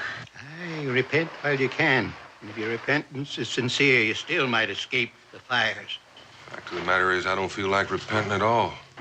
If you had your family on that raft, there were no lights showing. How come you didn't show any lights? Robert, how's that not coming? Be ready in a minute, Paul. It's a stormy night. Our boat was sinking. Even if we'd have known you were there, we wouldn't have been able to help you. So spake the others. The mouth of the wicked is full of deceit, and under his tongue lies iniquity. An accident 10 years ago. And you've made killers out of your boys for that. I'm letting them share in the glory of the carrying out of the will of the Lord. Nathan must have started pretty young. 10 years ago, he couldn't have been more than 7 or 8. I wasn't in on them others. I never let a child carry out a man's work. He's a grown-up boy now, and he can share. If he wants to.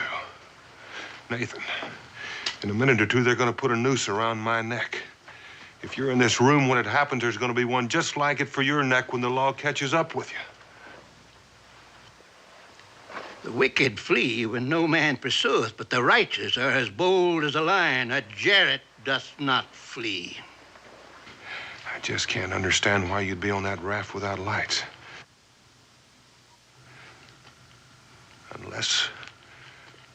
Unless you were stealing it. Stealing it for your own sawmill. That's a lie. Don't listen to him, Nathan. Don't listen to him. Go on. Go on ahead. Is that rope ready? It's ready, Pa. It's been preying on you for a long time. Go ahead. Let's hang him now. He can repent while he's dying. Come on, Nate. It's gonna take both of us to hoist him. No. I've had enough of it. You go on. You do as your brother says. No, Pa. I've minded you since the day I was born, but I am a man now. You said that yourself. And I don't have to do it.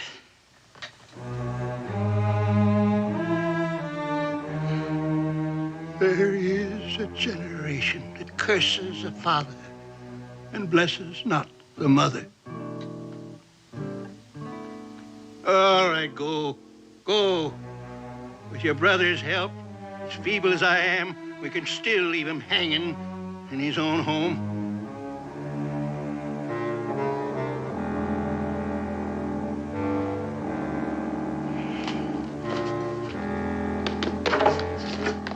No, you don't. You're gonna see this through, Nathan. Stop! Boone!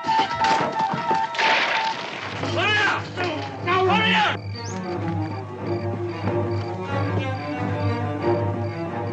Hurry up! I'll get him, Pa.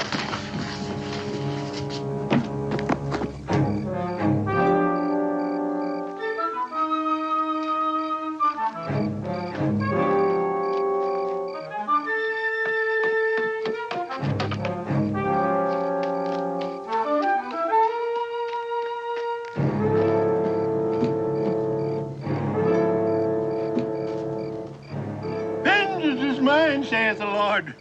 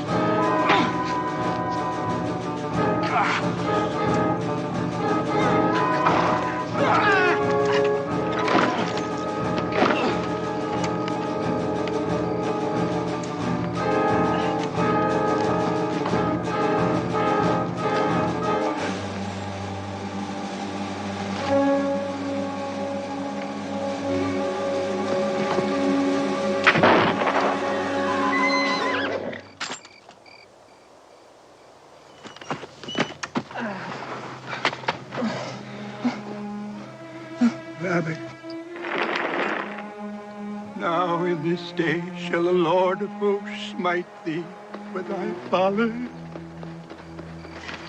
Oh, Dad! Oh, Dad!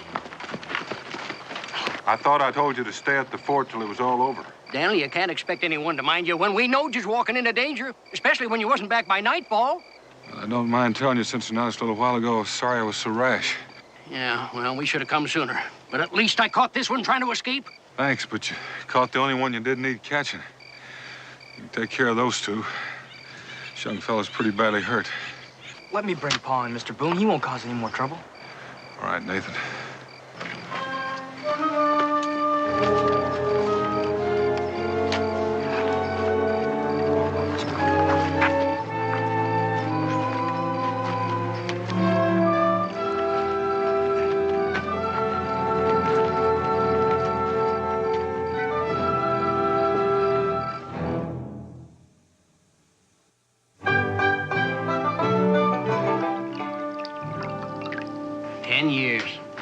Time to hold a hate as big as his. I think I understand why. He knew he was doing wrong, stealing timber meant for other sawmills. And if his wife was killed because of it, oh, he must have had terrible feelings of guilt and remorse. When he couldn't stand it, he just had to have someone else to blame. And proving himself right by punishing them. He seemed like such a gentle old fella to me. When did you start suspecting him, Daniel? Oh, when Becky first pointed out that he had to be involved in some way. And you insisted on going off alone with him and letting them capture you? No, now, Becky, I had them captured. The old man had confessed everything. I had the boys covered. It was easy as pie. Then what went wrong? Overconfidence. And that's exactly what I said all along. I made the mistake of forgetting that a fanatic never, ever gives up. Well, at least one good thing came out of your mistake. You opened the eyes of his youngest son. That I did. And I'm looking forward to closing mine and a good night's sleep.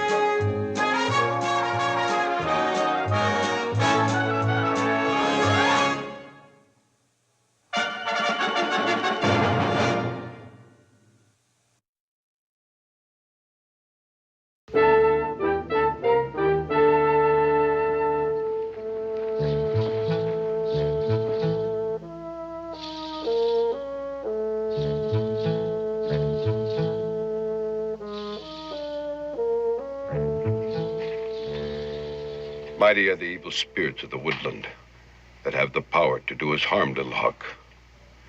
But mightier still is the good medicine for Manitou, the great spirit that vanquishes them. Tequitana speaks with great wisdom.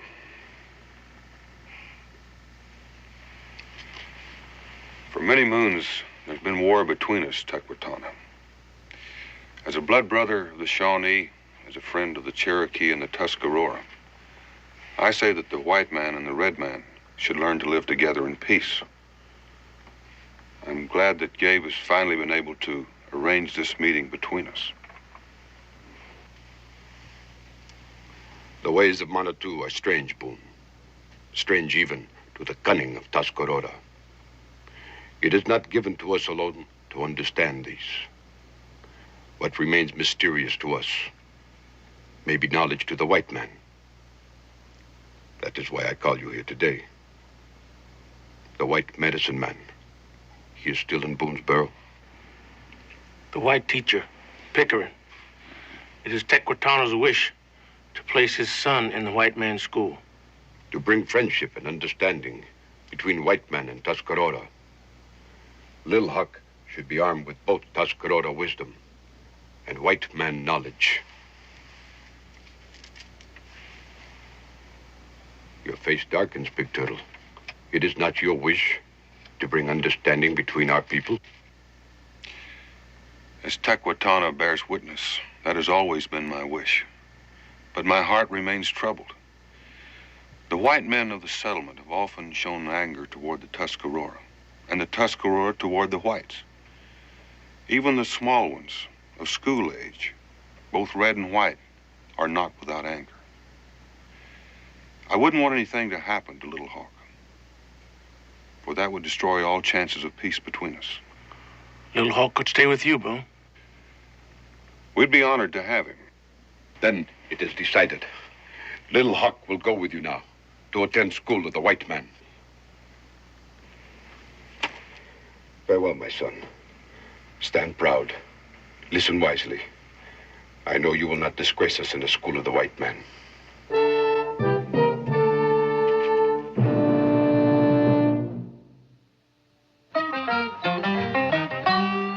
Daniel Boone was a man, yes, a big man,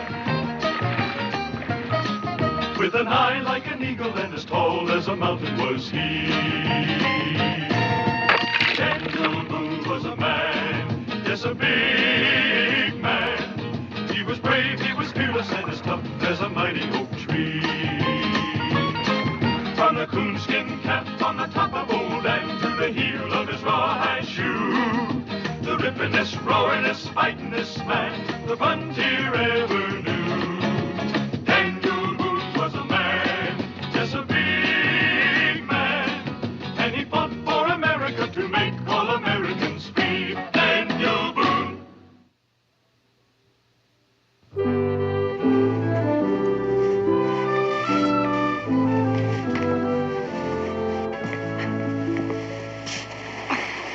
What'd he say? Well, he didn't say no, and he didn't say yes. What do you mean he didn't say yes or no? Well, I guess what I'm trying to say is I didn't ask him. You didn't ask him? Oh, Dan, that boy's expecting to go to school tomorrow. I know. Daniel Boone, you march right back to that schoolhouse and tell Amos Pickering he has another pupil. Mr. Pickering. Oh, it isn't the man himself, Becky. It's just that stream of words that he can hurl at you. The first thing you know, you're sinking down in the bog of ancient history and Greek. Well, Greeks or no Greeks, he's going to teach Little Hawk just like the rest of them. Well, I promised Gabe and Tequatana that he'd get schooling. The only thing I didn't do was ask Mr. Pickering. He's getting paid, isn't he? Yeah, manner of speaking. But don't forget, he became our schoolmaster on the condition that he run the school with no interference from any of us. Nobody's telling him how to run the school. Just telling him who to teach.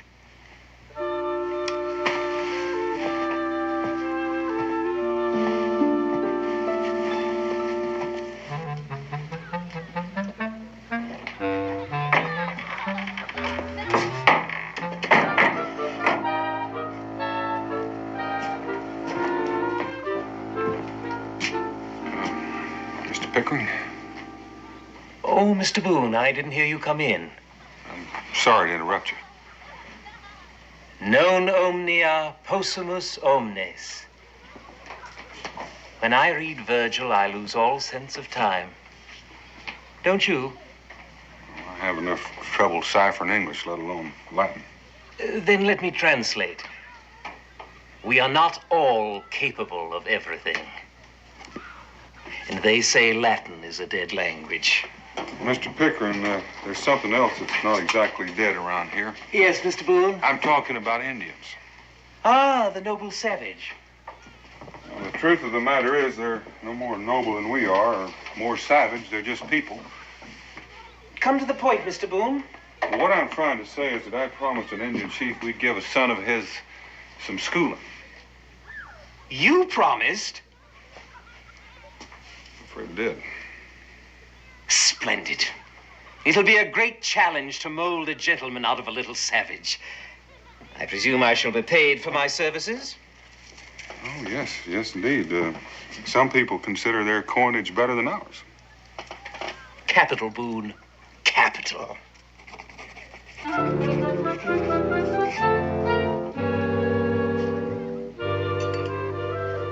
Good breakfast, huh, Little Hawk? Yes, very good. Think you like Whiteman's food?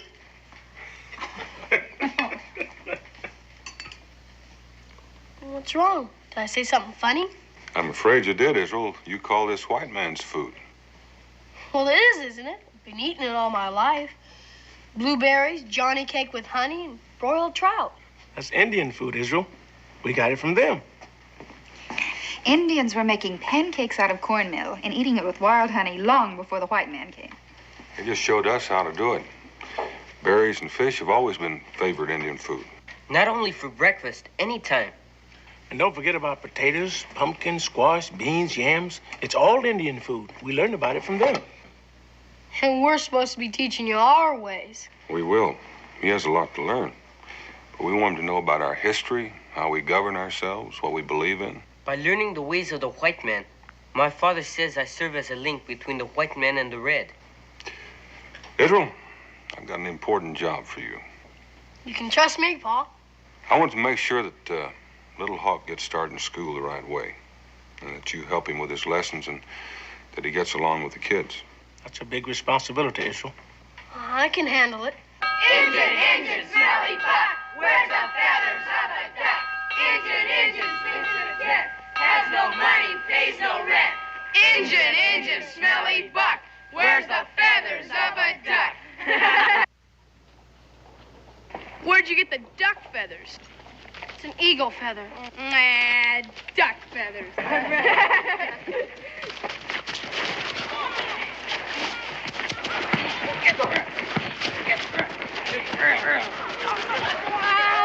Stop it! Stop it this instant! Get up. Get up, all of you. Stop this. You know I never permit violence in my school. If there is to be any violence, I shall administer it. There wouldn't have been any trouble, sir, if that engine hadn't showed up. Yeah, we don't want any redskin kids in our school. And Israel Boone brung him. Brought. It's brought. Now, I shall decide who attends my school. All of you, march.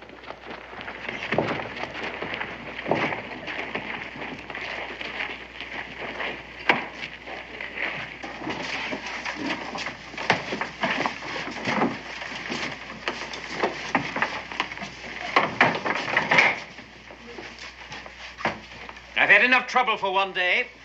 I will tolerate no more. Now, before we begin today's lesson, I want to make very clear my position with regard to our new pupil. Now then, as a settlement, we have had our problems with the Tuscarora. And I dare say they have had their problems with us. But hopefully, we are in a new era of good feelings. And I hereby charge all of you to treat our new pupil with the same consideration that you would extend to any new boy. I hope it will not be necessary for me to mention this subject again.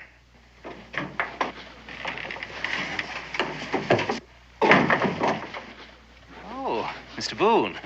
Well, excuse me, Mr. Pickering. I didn't mean to interrupt. It's always a privilege to welcome the leader of our community.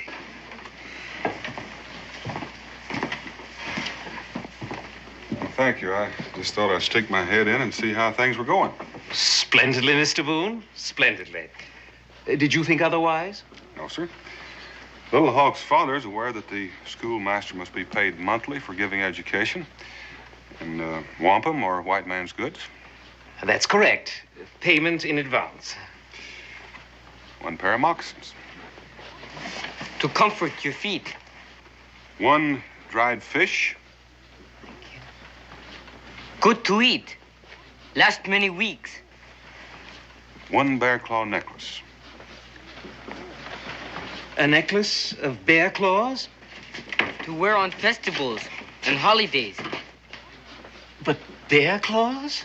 Well, as you say yourself, Mr. Pickering, each pupil according to his ability to pay. Yes. It's Little Hawk's most cherished possession. He killed the bear himself. It must have been a very large bear. In his tribe, it's a part of the test of manhood. How'd you kill him? With a spear. Well, that took great courage. You had to get quite close. All right, class. Resume your seats.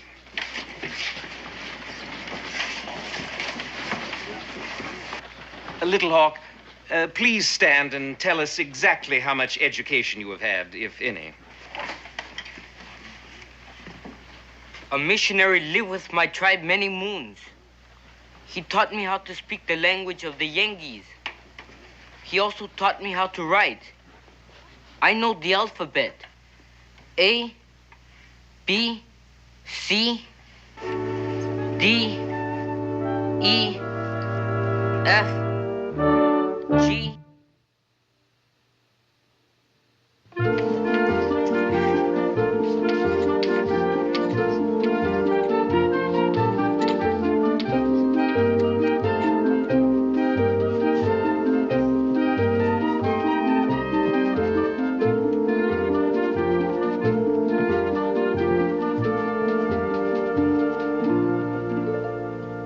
Wonder how the boys are doing in school, Boone. Oh, well, I reckon they've had time to settle down. Angelo never was much of a scholar, but he's taken to it without too much request. At least he's never made a ruckus. As for, Little Hawk, I reckon he's had time to get used to the routine, settle down. Wouldn't surprise me to learn that he fits in just like a hand in a glove. All in all, I'd say things couldn't be much better. Now then, the lower grades will write 3 verses from Mother Goose, from memory. Watch your penmanship. The middle grades will work out these problems in arithmetic at your desks. And the upper grades will write a brief description of the conquest of the Persian Empire by Alexander the Great. Yes, Little Hawk? Something you don't understand? No, I understand what is to be done. I am puzzled about something else. In regard to what? Alexander the Great. And why is that subject your concern? Because I have sat here for many days, listening to you speak of him and of other great heroes of the white man. I have been here for almost 1 week. I've heard the teachings of the white man, his laws, his customs, his ancient kings, his heroes. The past is the key to the future. The Indians also have laws, customs, heroes, battles, traditions, and tales of ancient days. Go on. Why do you not teach of the great Indian hero, Hiawatha, a Mohawk who united the 5 Iroquois tribes? Are you quite serious? If the red man is to learn the white man's ways, surely the white man should learn the ways of the red man. This is preposterous. My father is a wise man. He has said, understanding is a path that travels 2 ways. Yes, Joe, what is it? It sounds like a good idea, Mr. Pickering. It'd be a lot more interesting learning about Indians than about those old Romans and freaks you told us about. Greeks, not freaks. And studying the classics simply cannot be compared with learning the habits and superstitions of primitive savages. But the Indians have taught us an awful lot about... Enough. Let there be an immediate end to this discussion. It is my position that schools are not supposed to teach white children about Indians. It has never been done, and I see no point to it. Now, get on with your lessons. Hey,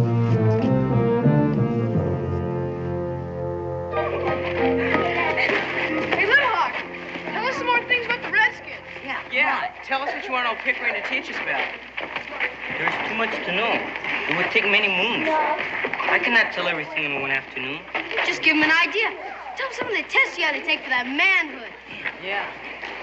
Most of it is secret. I would first have to get permission from the tribal elders. But I can tell you this. They tested my endurance, my courage, and my ability to withstand pain without crying out. Gee, when my old man wallops me, I yell. How come Indians always have such funny names, like Little Hawk and Yellow Lance, Standing Bear, White Cloud? When an Indian child is born, the father walks out of the teepee full of happiness. And whatever he sees first, or the first thing that enters his mind, is what he names the child. That is supposed to bring good luck to the baby. When I was born, my father saw a little hawk. When the child grows up, he can choose another name if it pleases him. I wish I was an Indian. I'd sure call myself something besides Jonathan.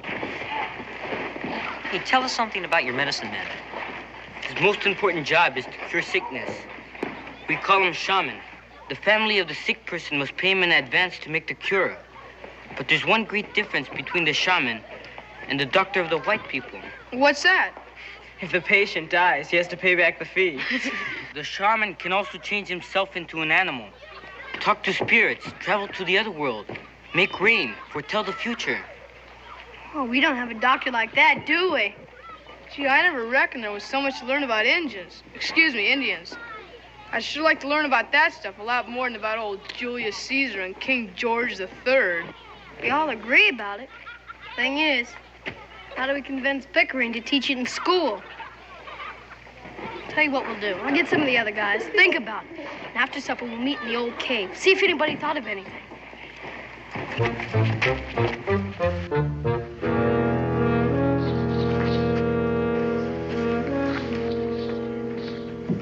Looks like everybody's here. Anybody got any ideas? Suppose we all stay out of school for a few days. That'd make old Pickering give in. Nah, that's no good. Then our folks will paddle us for not going. Yeah, they'd give us extra chores if we're not in school. Yeah, that's right. Hey, look. We want old Pickering to start teaching us about Indians, right? Sure, we've already decided that. And we're sore because he won't do it, right? Joe Higby, will you stop telling us stuff we already know? What you don't know is we got us what they call a grievance. What's a grievance? It's something that ain't fair. Grievances are what the Patriots had at the First Continental Congress. We learned about it in school. Hey, that's right. Yeah, it kind of stuck in my mind at the time because I had a grievance that we had to learn about all them grievances. Well, anyway, remember what the delegates did at the Congress? Well, sure. They picked a committee, and then the committee made a list of all the colonial grievances. And they presented it all to the king in the form of a petition. That's what I'm talking about. What are you talking about? Petition to Pickering. Hey, that's good. Well, if the Patriots who started this country can do it, so can we. Pickering will have to give in. He's the one who told us about it.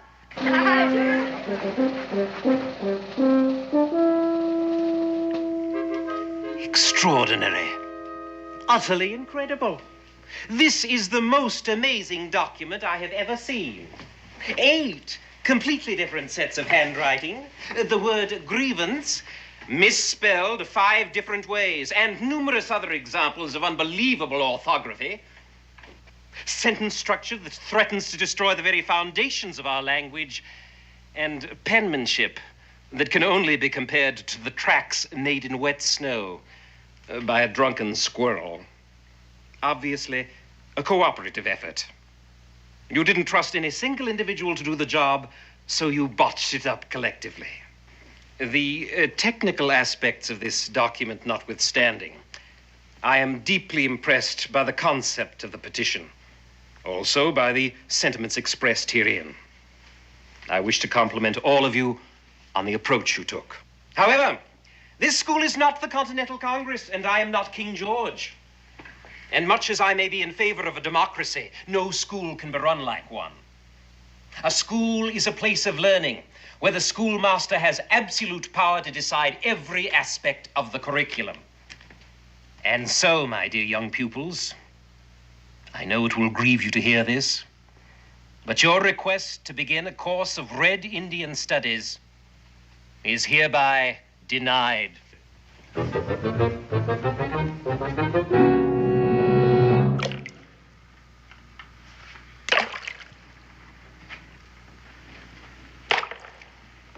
Seems like the only thing old Pickering knows about petitions is how to spell it. What do we do now? I don't know. Tuscarora have wise saying, Chikwasea tush pachinio. What does that mean? Silence is the ambush of the weak. You mean...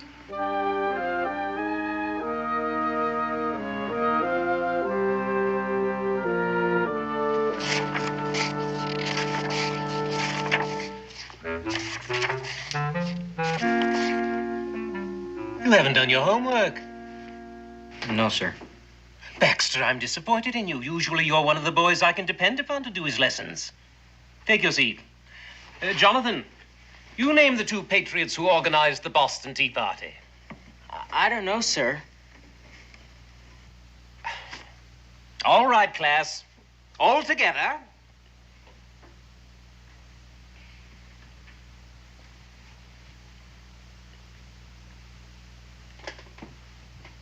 This is most unusual. Doesn't anybody know anything?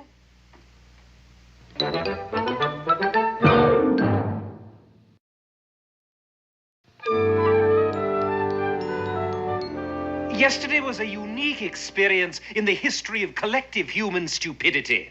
Never have I seen a class so utterly devoid of knowledge. I hope today there will be a vast improvement. Israel, open your reader and turn to the biblical story of David and Goliath and read the first paragraph aloud. David was a young sheeper. Shepherd. The word is shepherd. Shepherd boy who tended his flock while King Saul. Saul. King Saul. Oh, yeah, King Saul was at war with the Philistines. Philistines. Joe, will you come to the blackboard and work out the problem, showing every step? I won't be able to do it, sir. Why not? I can't hold the chalk. And why, pray tell, can't you hold the chalk? I hurt my hand. I'm in awful pain. Little Hawk, you've shown great proficiency in arithmetical computation. Will you come to the blackboard and solve the problem for the class? I cannot hold the chalk either, sir. What happened to you? I was wrestling with Joe.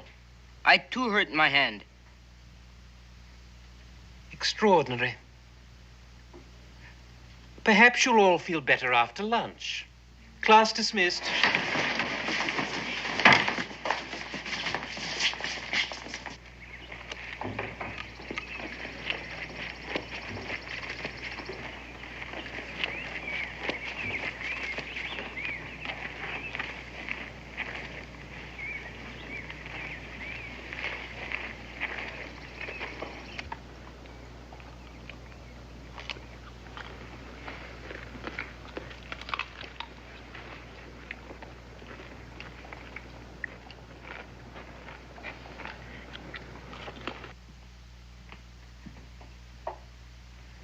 Well, class, now that our jolly lunchtime recess is over, let us get back to work. These are the parts of speech of the English language. Noun, verb, adjective, adverb, conjunction, preposition, pronoun, interjection. Now then, class, copy these on your papers and write a word to illustrate the use of each one. Well, proceed. I lost my copybook. Someone broke my pen. I don't have any more ink. Someone stole my inkwell. Mine too. What'd you say about conjunctions? What's a pronoun? Enough. Well, my friends, we have come to the end of a most interesting experience. This has all been a clever little plot to bring me to heel, eh? I would not accede to your demands to provide instruction about Indians. So you call a general revolt to bring me to heel. You seem eager to learn. Well, you will learn one very important lesson. Amos Pickering is not a man to be easily intimidated. I am herewith breaking up the revolt. I know who the ringleaders are, and they will be dealt with. Israel Boone, you will proceed to the woodpile and chop wood for the classroom stove. A 3-month supply will do for the start. Little Hawk, my wily redskin antagonist, you will secure whitewash, a bucket and a brush, and proceed to paint the schoolhouse and the fence. Joseph Higby, Jonathan Latimer, and Baxter Warren, you three co-conspirators will write 1,000 times the sentence, "I will not scheme against my teacher again." Well now, get on with it.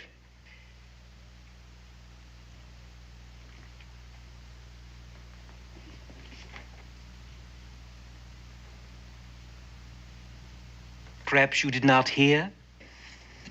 We heard you, Mr. Pickering. But we're not going to do it. We're not going to be disciplined for doing something that we believe in. Indeed. I will not tolerate defiance, nor I suspect will your parents, when I call a town meeting for tomorrow night.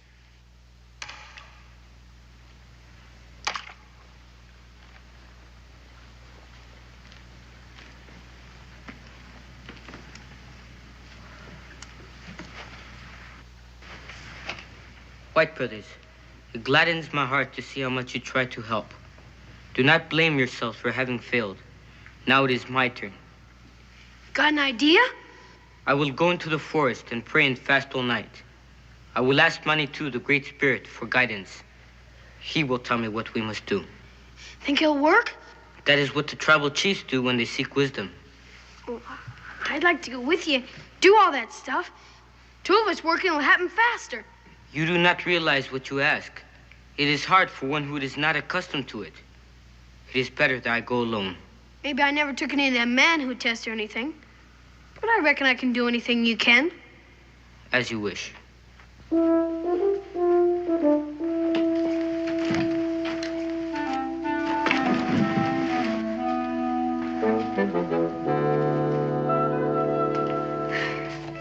It's a frost in the air tonight, boys. You sure you're not going to need some more cover? No, thank you, Mom. You know, I can still heat your supper up. You didn't have a thing to eat. No, we're not hungry. Well, that's no way for growing boys getting the vigor.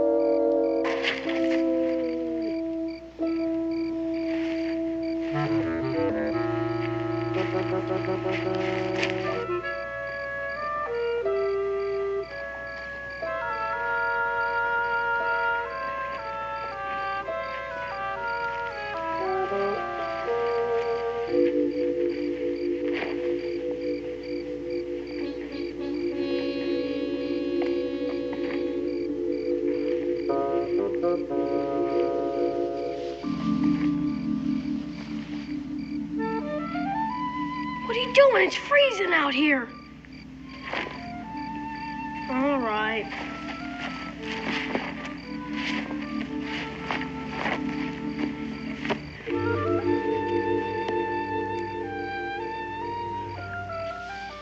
We have to put on war paint? All Indian paint is not war paint. We paint our bodies and our faces for different reasons and in different ways. This is ceremonial paint.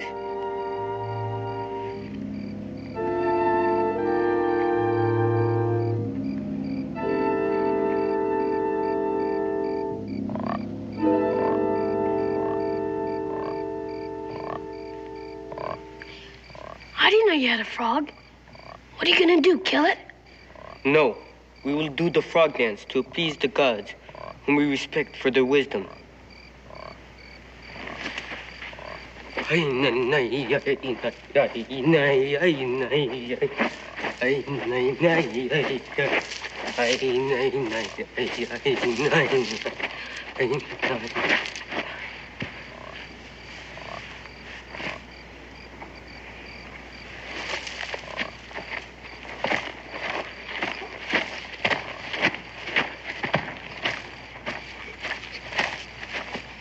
Can I keep dancing? Keeps me warm.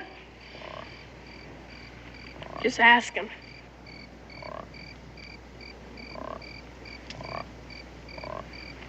O great spirit, which lives in everything, the sky, the earth, the trees, the grass, the animals and birds, Hear us, we pray to you. Help us in our needs. Tell us what we must do to soften the heart of Pickering. Send us a vision.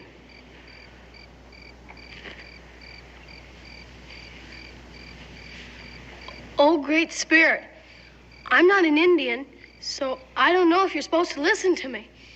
But I'd sure be mighty pleased if you came through with everything Little Hawk just got through asking.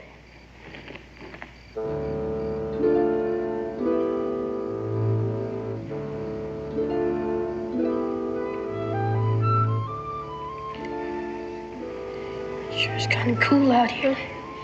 This paint doesn't do much to keep a fellow warm.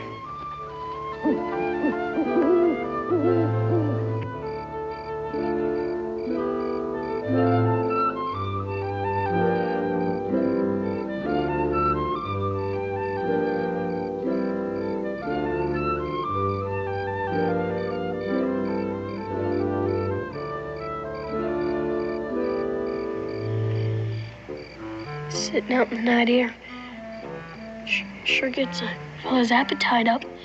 We didn't have any supper.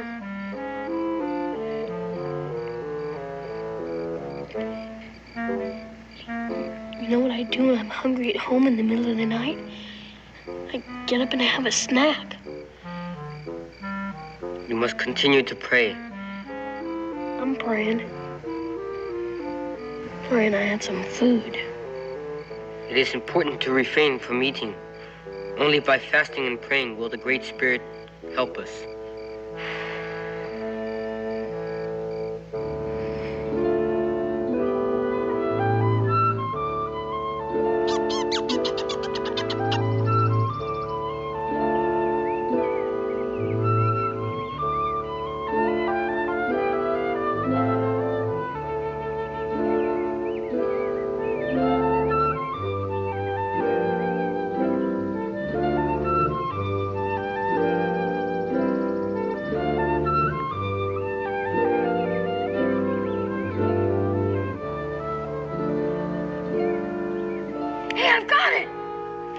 You have a vision? I reckon I do. The Great Spirit of the Indians talked to me. I know just what to do to put the pressure on old Pickering. What is it? Tell me. I'll be glad to tell you right after breakfast. Oh, thanks a lot, Great Spirit. Come on.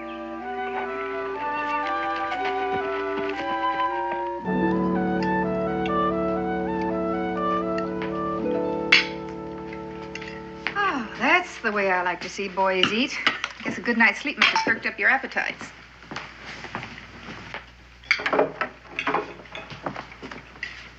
Pedro, will you come out here a minute? Sure, Pa. I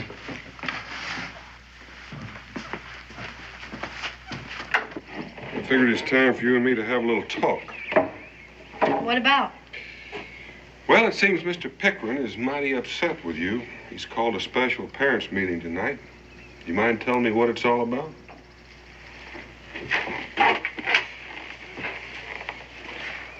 Fact is, I don't like school anymore. That's kind of sudden, isn't it? Teaches us stuff we don't have any use for, like old dead kings and queens and Mother Goose for kids. Fractions. Mr. Pickering's a fine teacher. He's teaching you important things like our country got its independence. Sure. We all agree that's good to know, but all the other stuff's a waste of time compared to other things. What other things? I'd like to hear about it. Well, Little Hawk had a good idea. So we gave it to old Pickering. If Indians are going to learn about white folks so there'd be better understanding and peace, well, why can't white kids learn about Indians? So what's sauce for the goose is sauce for the gander. Huh? That's one of those nursery rhymes you don't think much of. So you asked Mr. Pickering to tell you more about the Indians, and he refused. We even drew up a list of grievances. When that didn't work, we decided to gang up on him, to make him give in. What do you mean, gang up on him? Guess you could call it mutiny. And I take it that my son is one of the head mutineers? Why didn't you tell your mother and me about the reason for this revolt? Decided not to tell our parents. They always sided with the teacher. Well, I reckon this is one parent that doesn't. I don't always agree with Mr. Pickering. You don't? No, I think it's a fine idea for you to learn more about Indians. I think you have a right to. But I think Mr. Pickering has some rights, too. He has a right to order and cooperation in the classroom. Now, you take care of that, and I'll do what I can about those Indian studies. You will? Sure. Don't know why not. I'll get a hold of Gabe. We can come over after class in the afternoon. I'll tell the parents about it at the meeting tonight. Gee, thanks, Pa. Get in there and finish your mush.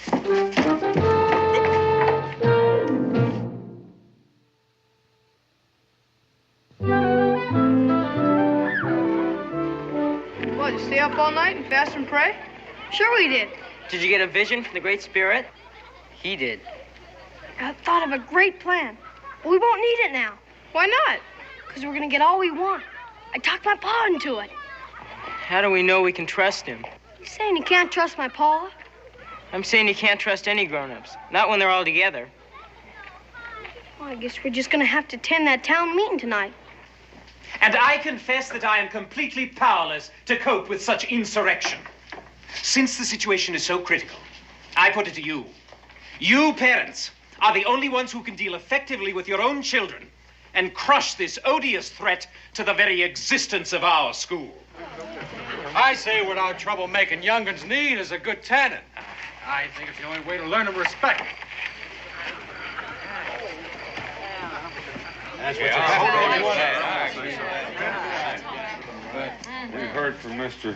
Pickering, and no doubt he's been sorely put on, and we've also heard from Mr. Higbee, and I can see that most of you favor his notion.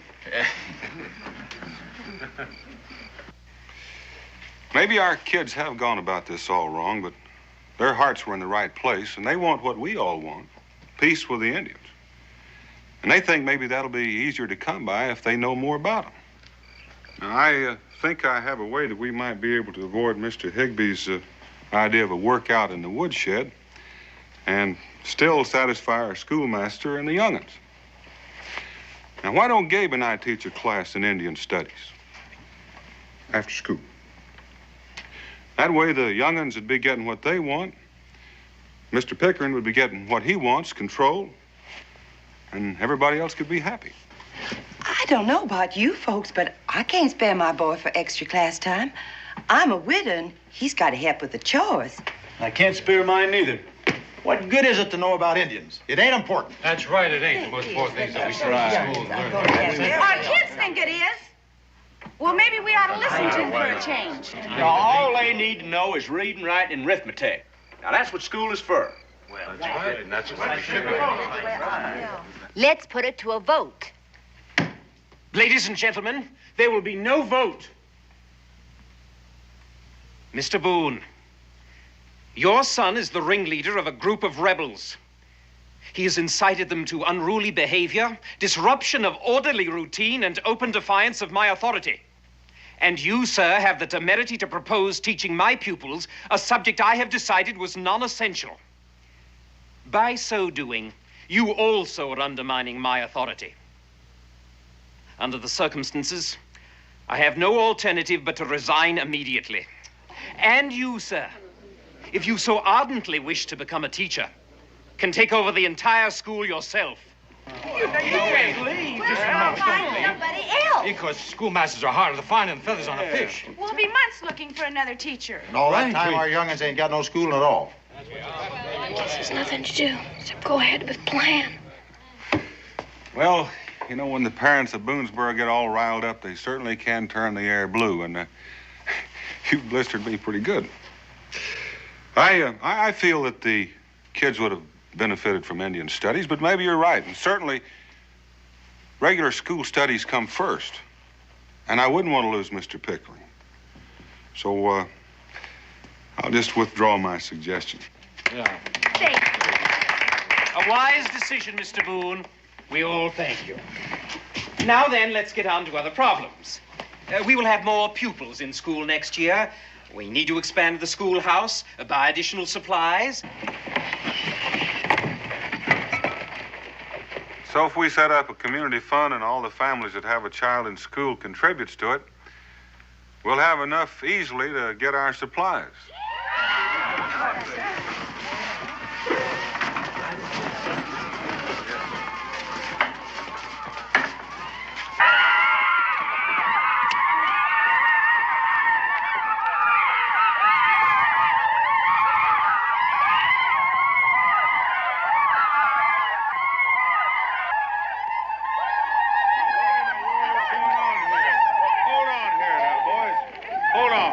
What in the world are you doing? Dressed up like Indians and made a raid, just like the grown-ups did. Grown-ups? What do you mean, grown-ups? The patriots in Boston. Mr. Pickering told us about them. They were protesting against injustice. Yeah, Samuel Adams and Paul Revere and all of his friends. They pretended to be Indians, and they raided all the British ships in the harbor, threw all the tea in the ocean. They call that the Boston Tea Party. This is the Boonesboro Book Party. Yeah! The Boonesboro Book Party. Just like the tea. Our school books are an injustice to us. So we did what Samuel Adams did with the tea. We threw it in the ocean. I mean, well.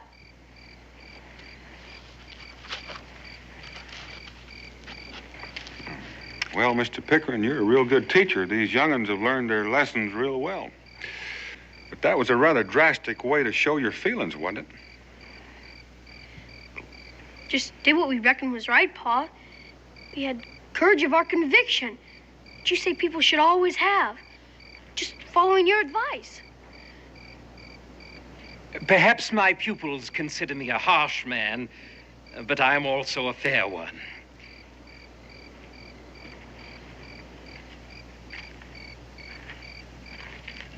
Above all, I admire courage and independence of spirit. I can't help respect what my boys have done in defense of a principle. Remember that education has for its object the formation of character. And if I fail to teach them anything else, I should always admire the fact that they possess character. Now then, I believe I'm a more reasonable man than was King George of England. The Boonesboro Book Party has accomplished its purpose. And starting tomorrow, I will begin teaching what my pupils so adamantly want, the history and culture of their Indian neighbors. Well, you're a real good man, Mr. Pickering, and we're real lucky to have you. But there's still a great big problem. We have to continue with our school studies, and we can't. All the books we have are gone. They're ruined.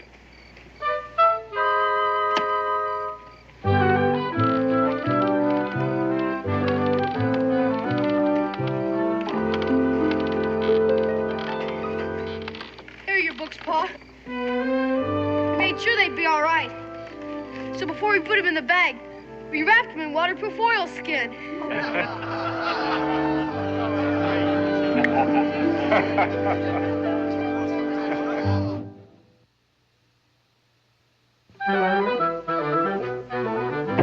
I will outline briefly the areas we will cover. Regretfully, I am a novice in this field, but Mr. Boone and Mr. Cooper have graciously volunteered to help me whenever I falter. You might just say we're visiting professors. Only you won't have to pay us in dried fish or bear claw necklaces. There are many Indian tribes in North America, all of them loosely related, but their languages, customs, and traditions differ greatly. And because the subject is so vast, it's best that we concentrate on those tribes in our part of the country. You're going to learn about Indian handicraft. As Little Hawk knows, the Indians are great pottery makers and basket weavers. And I'll teach you about this picture writing, which tells about their customs and legends. We'll cover Indian government, their political organizations, their treaties, their laws. It may come as a surprise to many white people, but the 5 nations of the Iroquois Confederacy, the Mohawk, Oneida, Onondaga, Cayuga, and Seneca, are very advanced politically. They have elected representatives, and they meet in a council house somewhat like our Congress. I reckon I'm going to help Mr. Pickering tell you about Indian heroes. Pontiac, the chief of the Ottawas. Hiawatha, a Mohawk who united the 5 Iroquois tribes. Logan, the fighting chief of the Cayugas. Logan's Indian name was Hayutaha. Hayuta.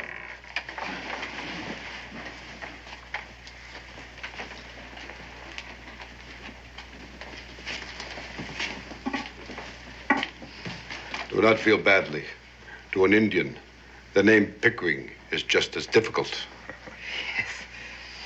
I have been listening to your words, and to those of Boone, and to the mighty chief of the Blackskin, Kanawachakahu. I did not send my son to the school of the white man to learn about the ways of the Indian. Well, Chief, the way it's working out, we're learning from one another. Yeah. You have filled my heart with gladness for what you have done for Little Hawk. Thank you. But now, I have come to take my son with me. Must he leave now? It's time for the tribe to move on. They have to go where there's fresh game. We will come back in 6 or 7 moons. Can't you stay behind? I have passed the test for manhood. I must do my share of the hunting. Little Hawk. There will always be a place for you here. Until you come back, keep this with you. It is good medicine. I will keep it to ward off the evil spirits of ignorance.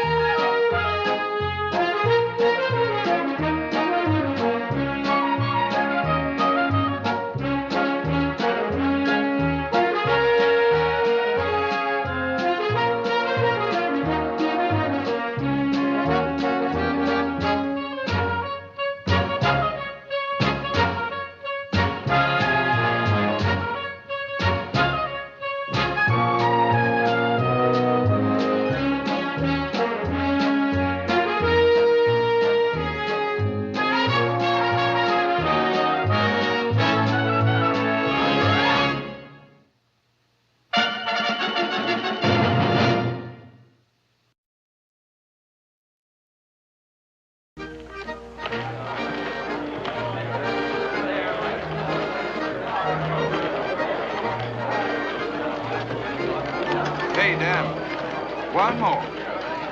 Oh, Josh, you've been in every tavern in New Orleans. Yeah, everyone except Denton, and Denton is a lively place, Daniel. All right. Yeah, real lively, huh?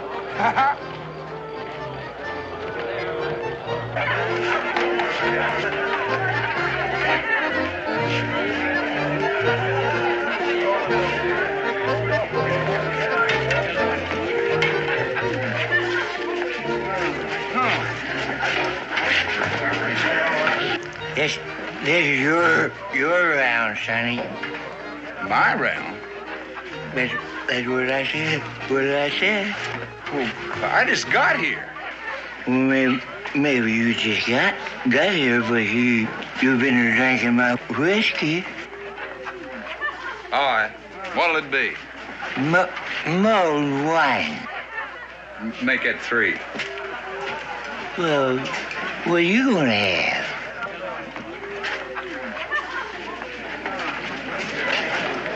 Could you spare a penny for the tabernacle?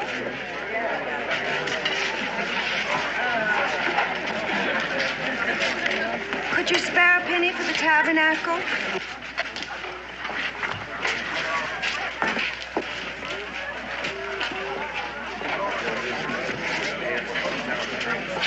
Could you spare a penny for the tabernacle, please? Could you spare... Oh, I was clumsy.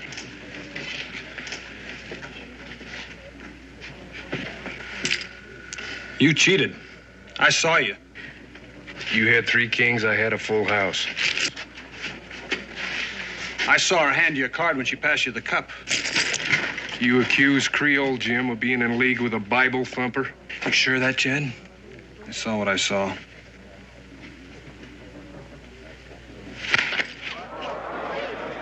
I shall demand satisfaction. My seconds will call on you at dawn.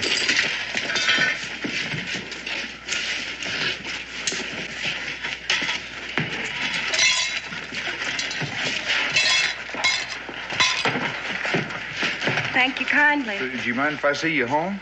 Oh, I'll be fine. This is a rough section, and I'd feel a whole lot better if you'd let me see you home.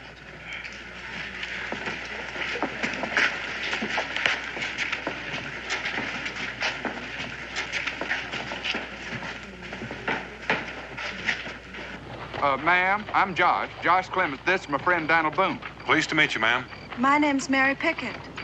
I wish you'd let me teach that fancy gambler a lesson. He needed a tanning. After what he done to you. I had no right coming in like I did, begging like that. You're in some kind of trouble, ain't you? I was begging, but not for no church. It was for them. Billy, Rachel.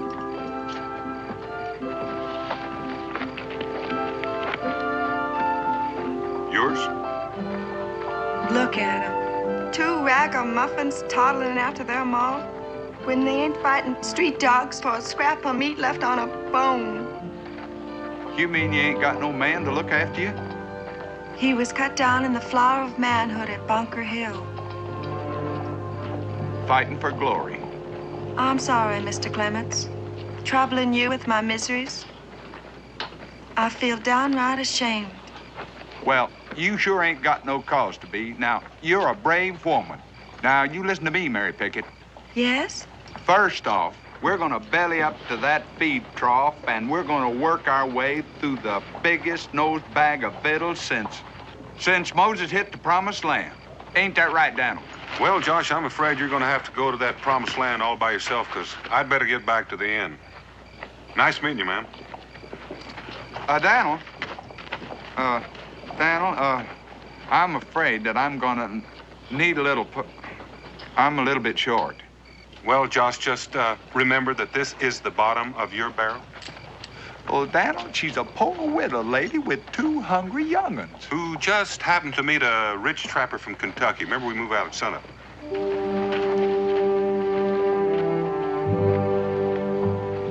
I don't think your friend took to me.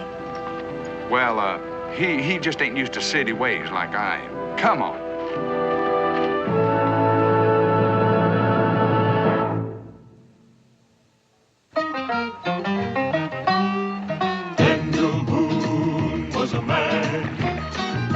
A big man with an eye like an eagle and as tall as a mountain was he. Daniel Boone was a man, yes, a big man. He was brave, he was fearless, and as tough as a mighty oak tree. From the coonskin cap on the top of old Dan to the heel of his rawhide shoe, the rippin'est, roaring'est, fighting'est man the frontier ever knew. Daniel Boone was a man, yes, a big man, and he fought for America to make all Americans free. Daniel Boone.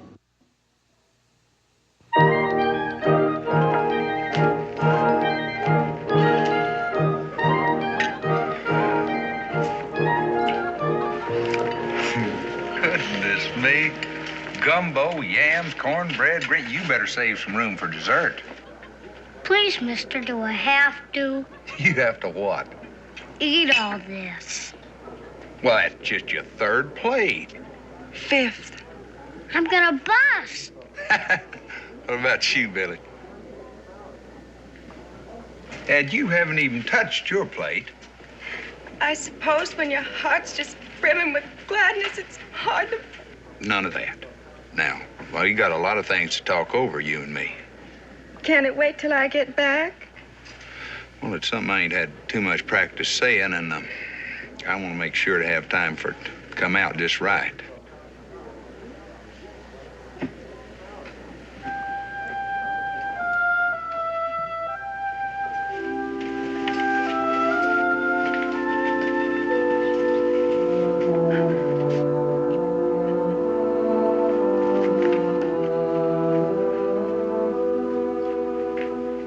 that nice, mister? Eat your gumbo. Yeah, that was nice.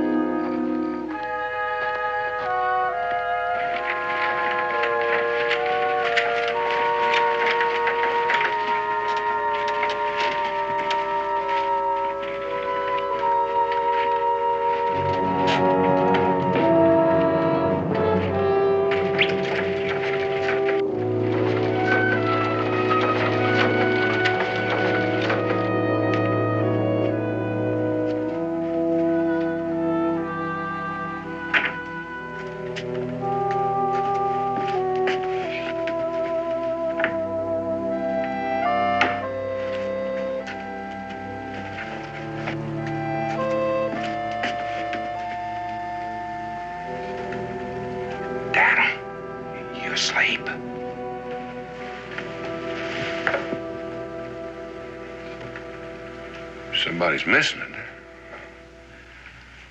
Well, she is and she ain't.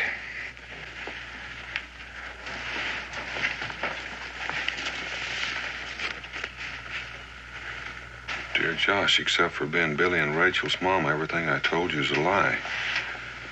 I leave you my 2 babies, knowing they will have a better life with you than they ever had with me. Don't try to find me. I'm already lost. God bless you, Mary Pickett. We'll find her. We always find her. Come on, Billy. Hold on just a minute. You think maybe you could wait until morning before you start to go out and look? Got a couple of comfortable beds over there.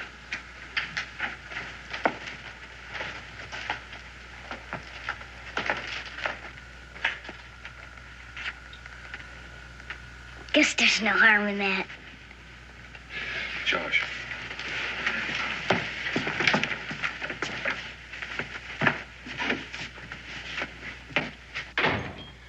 Do you think you're going to be able to find their ma that fast?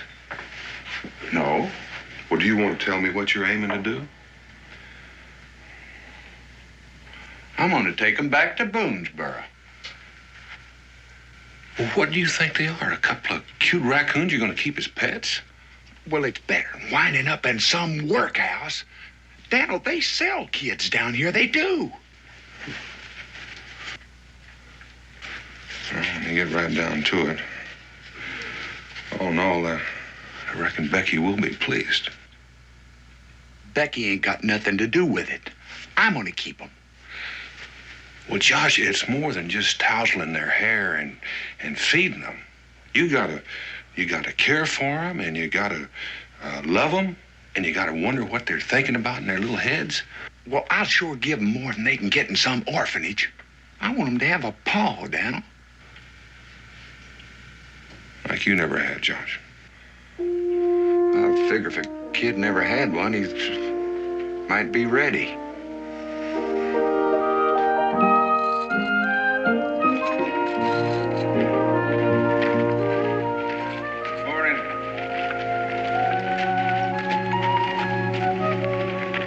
Welcome home, Mr. Clements. Well, thank you very much, Miss Jake. Top of the morning to you, Miss Boone. Never knew he was gone so long.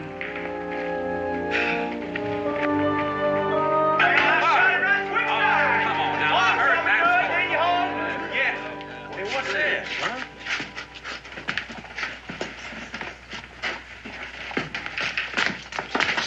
Right around back. Good to see you, Mr. There yours, Josh. Yeah, where'd you get him, Josh? What? Be a happy. Hey, yeah. Something? How was it down in the dump? Set him up there, Cincinnati. Yeah. Whoa. Cincinnati, I'm gonna need a whole wagon load of supplies. Now, I can start off with a barrel of flour. Now, just a minute. Is this going to be cash or credit? You trying to tell me something? Maybe. You're gonna take out them chicken scratchings and tote them up, ain't you? These chicken scratchings you refer to happen to come to a mighty 23 pounds, 8 shillings, 3pence. Isn't that a nice warm welcome for me after me being gone all winter? Well, now, Josh, it ain't that we ain't glad to have you back, but man with an appetite like yours, I just can't afford a steak. Howsomever, I can't deny a tankard of my best Blue Thunder. And it will be on me. I will pay for my own. Hey, I'll take one of them too. Here. He said, I sure wish I'd have known that, Reverend. I could have saved my ma and pa. No, I gotta be going. You could have told me earlier Josh brought back 2 children. He brought back a water moccasin once Pa never told you about. There's a difference between a critter and 2 babies. Well, they're not exactly babies, Becky.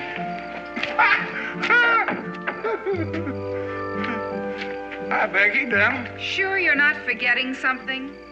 Forgetting something? Oh, the young'uns. What do you think of them? Right now, it's what I think of you that counts, Mr. Clemens. All right, Izzo, wake him up. We're going to take him home with us. Now, wait a minute. They're mine. Yours? And what's your claim to them? Fatherhood? Not exactly, but I found them and I'm going to keep them. Oh, I know, Becky, it don't look too good, but I really want to be their pa. Josh Clemens, confirmed bachelor? Well, now, Becky, if Josh was all fired set on living sinful, he wouldn't have brought him along now, would he? Come on, Rachel. Come on, hon.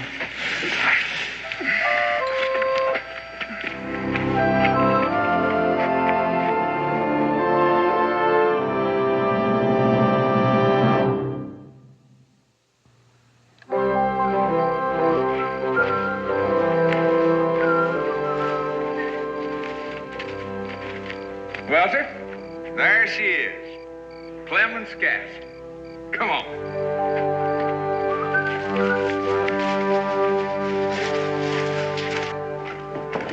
In you go.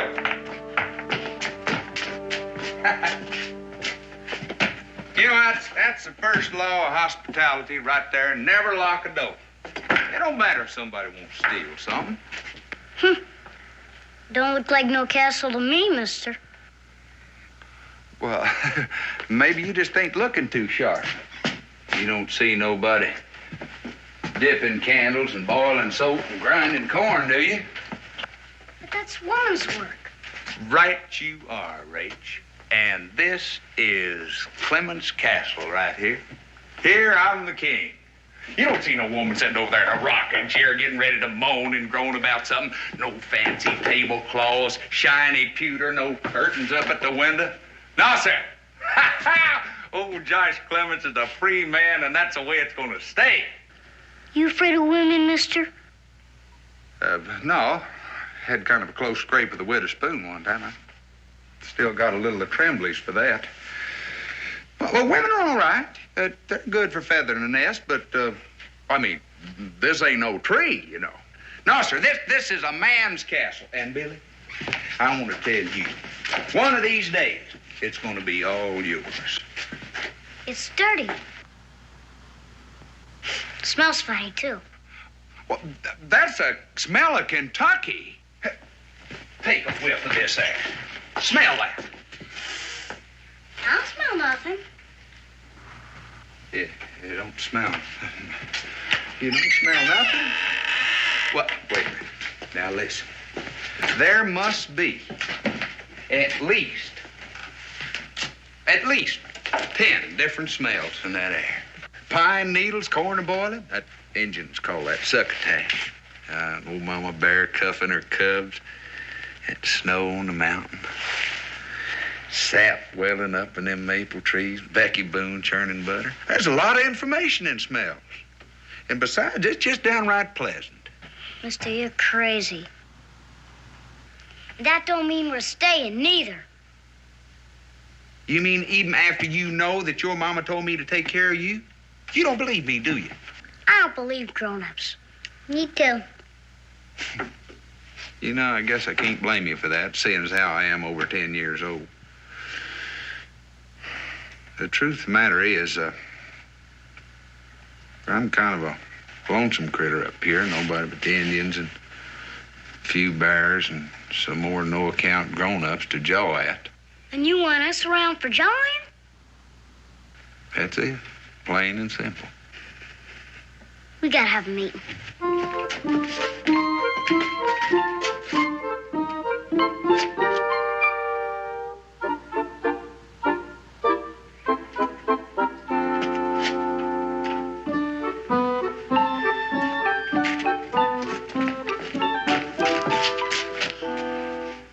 Mister, we're willing.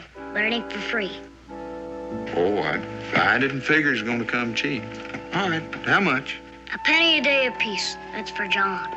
All the victuals we can eat, that's to keep up our strength. We need our strength. You two drive a pretty hard bargain, you know. That ain't all, mister. How foolish of me to think that it would be. All right, what else? We want to see a real honest-to-Injun Injun rain dance. Honest-to-Injun. You got me up against the wall now. That Injun rain dance, now that ain't easy to fix, you know.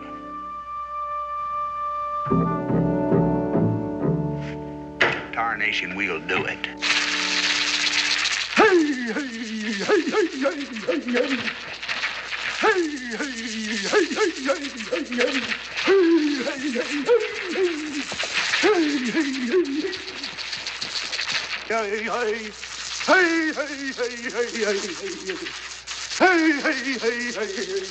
This is a real honest Indian ninja rain dance? Well, you don't think I'd run in a fake on you, do you?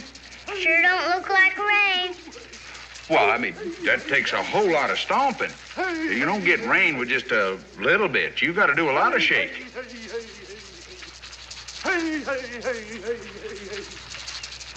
Excuse me, just a minute.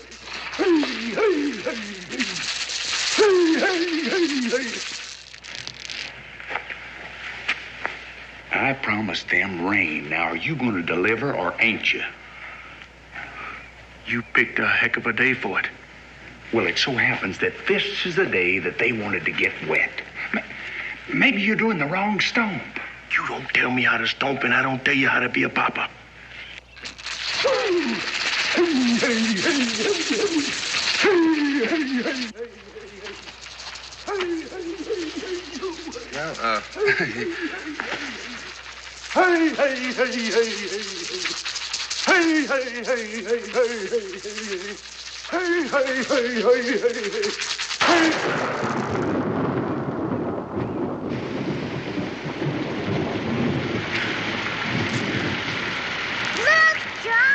It's raining!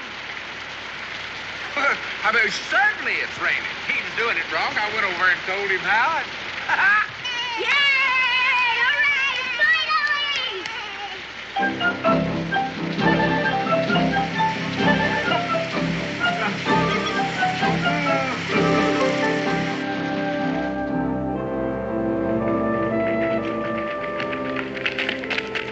What you doing, Ezreal? Whittling. You ain't doing nothing but cutting on a stick. It's not the cutting that's important. It's what you're thinking about while you're cutting. What you thinking about? Whittling. Ain't you gonna take us into the woods? Sure. I gotta tell you a few things before we go. First thing you gotta know about woodsmanship. Stay close to your leader. Who's that? Me, of course. Do I get to be leader once? Sure. As soon as you get to know as much as I do. When'll that be? You bring home your first bear. I suppose you really got yourself a bear. Pa's the one who actually shot him. But I'm the one who found him, told Pa where to point his musket. Gosh. The other thing you gotta know is keep your eyes open. Whenever you don't understand anything, just ask me. What's sky? Sky? Do you know or don't you? Sky's just sky. Tain't neither. Sky's where God lives and watches over things like birds and trees and orphans. And if you want to pray sometimes, he's up there listening. Thanks, Rachel. Listen, if you want to lead this expedition, just go right ahead. No. Let's go.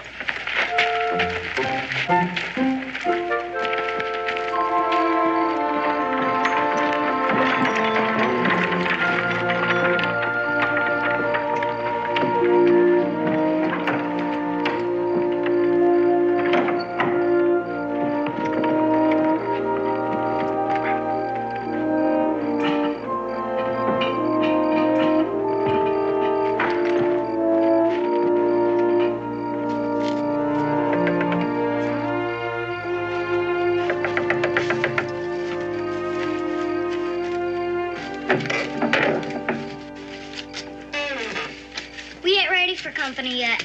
Well, we're not exactly company. We're neighbors. Can we come in? He ain't home. Well, we came to see you. Sort of make a call.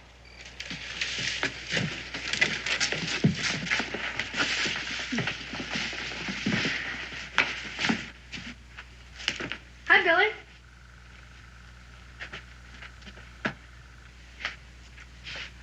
I can see you're house proud. Just swept up a bit. Men mess things up a lot. So I've noticed. It'd pleasure me to offer you a cup of tea, but... Well, it just so happens I've got the makings right here.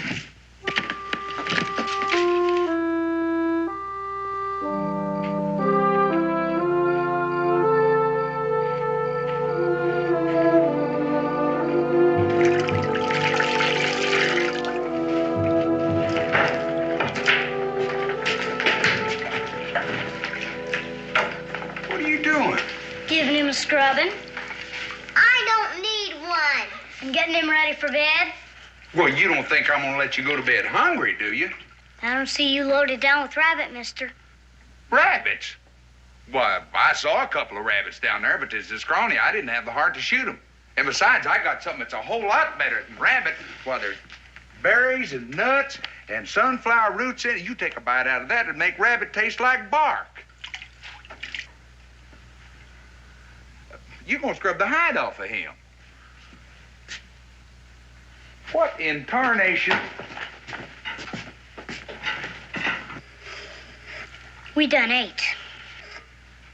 We had porridge and bacon and cornbread and... Shut up, Billy. All right. Who come by? The boys' room, his mom and pa. It looks to me like that folks could let you get settled in before they come over bringing yesterday's leftover food. You finish him.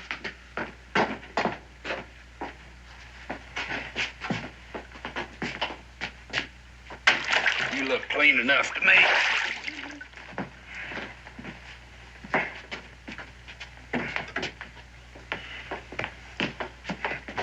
Come on, Billy. It's still hot. You've got in mind to mother me, too? Go ahead and say it. I know what you're thinking. You're thinking I couldn't bag an elephant if he was standing on my foot. You're getting to remind me of more Witherspoon every day. I didn't say a word, mister. Well, you didn't say nothing. But all the while, you're still telling me what a worthless character I am. Better eat your supper before it gets cold. I brought my own supper. Fruits and nuts. It's the kind of stuff that makes men strong. What'd you do for squirrels? Well, rich food like that's not good for your stomach. You ready to go to bed, Billy? Ain't you gonna tell us a story? Mom always did. All right. How would you like to hear about the time I was nearly scalped by the Shawnee? He likes the one about David and Goliath. David and Goliath. Don't you know your Bible, mister? Sure I do. David was that little runty feller with a slingshot, wasn't it? Who slew Goliath the Philistine. I was getting to that. Whose height was 6 cubits in a span. I was going to tell him he was a giant. Anyhow, now, these Philistines was about ready to massacre the fort when David was... And David took his staff in his hand and chose him 5 smooth stones out of the brook and put them in a shepherd's bag. Now, what difference does it make what kind of bag he put the rocks in? It still was a shepherd's bag. Well, Anyhow, David was about ready to bushwhack Goliath. You're supposed to say it came to pass. Now, who's telling this yarn? You or me? You are, Josh. Right, Billy. And David put his hand in this shepherd's bag and took out one of them smooth rocks and put it in his slingshot and hit old Goliath with it, and down he went, all 6 cubits of him.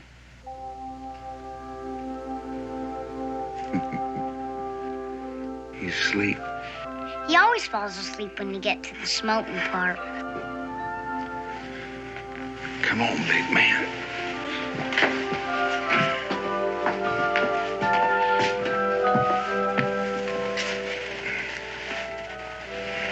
I'll move you down the floor as soon as you want your bed. No. That's your bed, yours and Billy's. I always bunk outside in here. Thanks for trying anyway, mister. Trying to what? To be our papa. We don't remember having one, so we know how to do without. Well, you ain't gonna. You hear me? You ain't gonna do without.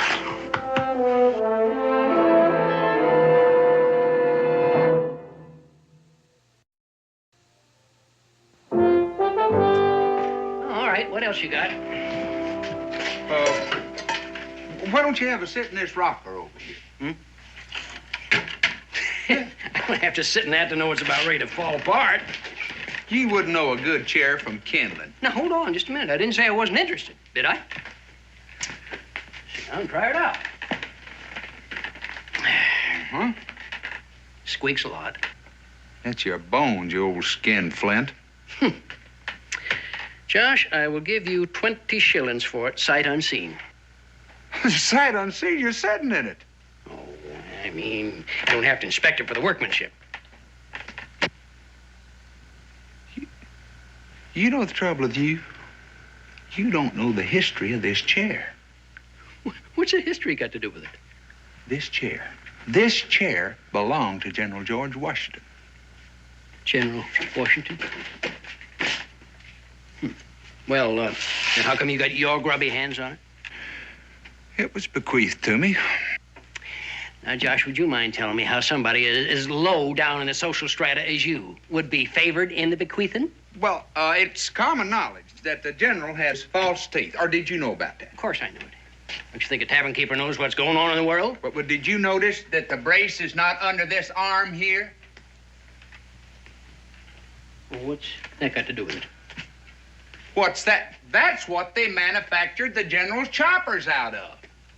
Josh, that still don't tell me how you come by it. Well, I am the man that introduced the general to John Crockett. John Crockett? He was a carver that carved the general's choppers out of that piece. He's a little run of a feller from over Trenton. I suppose he just up and give this rocker to you in pure gratitude? No. Martha did. Martha Washington? This chair could be a big drawing card in yours. Why, you could get 6 pence just for the privilege of sitting in it. I'll take it. 30 shillings. 30 shillings. I'll tell you what. I will throw in the whole kit and caboodle of them for 50 shillings in trade. I'll do it. But only because you got me in a giveaway mood. All right. I'll take a sack of flour and a bolt of blue and a sack of salt and a jug of ale, just to ease the pain.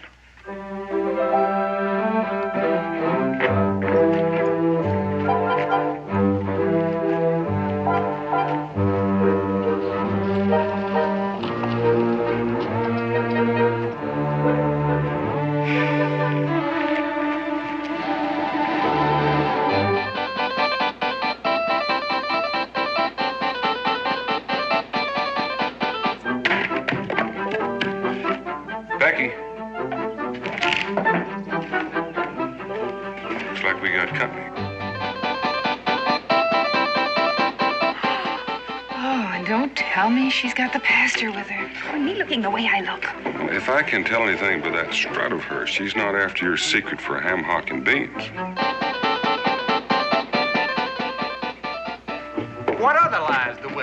about me, Daniel? Just all the things that make you look bad. Seems she doesn't think a single man is fit to raise two young'uns. Does she want to show me in the good book where it says you can't raise young'un unless you're... Master on her side. Oh, I can hear her. I can hear her now. Oh, it's common knowledge what his practices are, Parson. All that foul language and drinking and... Daniel, do you really think she can get him away from me? I don't know, but I figure she won't stop trying until she can. If she did, who would they go to? Well, the pastor figures they ought to be made wards of the community. Oh, I can see that. Billy and Rachel being passed around like a couple of fire buckets. I know what she wants. She wants to get hitched up with me. That's what she wants. What? You don't look like it's as crazy as I feel like it is. Well, I admit that she's kind of plain-spoken in her ways, and, well, she's a decent woman and not too bad to look at. I'm not going to sell myself for a mess of pottage. Pretty nice mess of pottage old Ezra left her with. You asking me to give up my independence? We fought a war for that, Dal. I didn't think we fought it to keep you single. You asking me to give up coming home whenever I want to, tilting a couple of Gabe and Cully? Right now, I can pick up, go to Salem, go to New Orleans whenever I want to without asking anybody. I'm free, Daniel, free. Well, I figured you were willing to give some of that up when you brought those two tykes home with you. Or were you? Oh, I'll admit this time Rachel can tongue lash you. It seems like she's grown sour. But when I look at them, I feel like butter on a stack of hoe cakes. You're saying you want to keep them? I'm their pappy, ain't I? Well, that may be, but the widow says that they're missing somebody. I never thought I'd have to get hitched to keep Rachel and Billy. But I guess if that's what it takes, the widow's got me treed.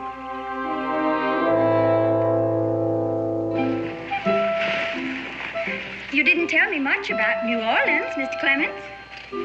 Well, the way I see it, it's a city that's dark with temptation and sin, Mrs. Boone. You were gone all winter. It must have been a struggle for you, Mr. Clements. I fought it every step of the way. And it made it a whole lot easier knowing what I had to come home to. What was it you had to come home to, Mr. Clements? Kentucky Spring, Mrs. Boone. Ah, nothing like it. Oh, is that a fact, Mr. Clements? Creeks gushing, birds singing, buds popping, and you're the loveliest one around, Abigail.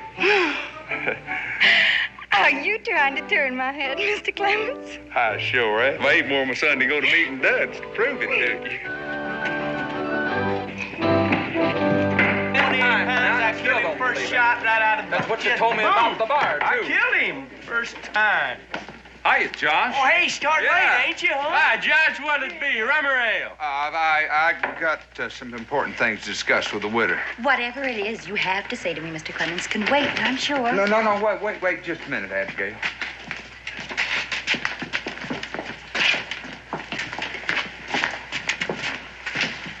Seems to me that men would have more important things to do than sit around at a tavern drinking beer. Don't blame them too much, though, Abigail. I have been gone all winter. They were drinking in September. They don't need any excuse for carousing.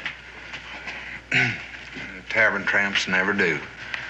Are you trying to tell me that you are a reformed man, Mr. Clements? Well, then there's all kinds of reformed, Abigail. Now, I allows how I take a swaller now and then, but just to keep the news spread around, you understand, and wet my whistle a little bit. When you travel as much as I do, why, folks kind of expect you to keep them informed, you know, about what's going on here and there. For instance, did you know that in New Orleans, the women of high fashion have got skirts so high that they're showing a scandalous amount of their ankle? I am not interested in high fashion, Mr. Clements. I thought you'd be shocked, Abigail. Afternoon, Mrs. Boone. Josh, good to see you back here regular again. Understand the ladies down at the Delta mighty fast. I wouldn't know about that. You wouldn't, You forgot that I was down there to do some important trading? Well, you was, huh? You want the usual? A pot of tea. Pot? You want that with rum or Blue Thunder? It seems to me, landlord, that a fella could order a pot of... Will you just simmer down before you get all lollywoggled? I don't know what this has turned into, a Hessian's Ladies' Aid. Now, Abigail, that ain't no secret, the way I feel about you. I know it ain't been quite a year since Ezra was quilled by that porcupine, but... It was the Shawnee arrow poisoning that took him. Yeah, I keep forgetting whether he's quilled or an arrow got him, but the fact remains that you are still a widow. That I am, Mr. Clemens. He was a good man. Ezra was. And he was a good friend to you, too, Mr. Clemens. Oh, indeed he was. I ain't forgot how he loaned me his grinding stone. He was the best chinker in Boone's Barrel. Oh, I'd go so far as saying all of Kentucky, Abigail. But, Mr. Spoon, is dead, Mr. Clemens? Lord rest his soul. But amen to that, Abigail. But it's one thing to bury a man and another to keep him afloat with grief. I'm not sure I follow your meaning, Mr. Clemens. Well, what I'm trying to say is this, Abigail. You're through being a widow. I am? You're going to become a mother. Abigail, you've always been a woman with a powerful lot of love in you. And since Ezra's gone, you've had it all dammed up inside you and no place to go. And I'm going to undam you. I'm going to turn loose the beautiful waters of love till Rachel and Billy are just dripping with it. It seems like you have changed, Mr. Clemens. You can call me Josh. Josh.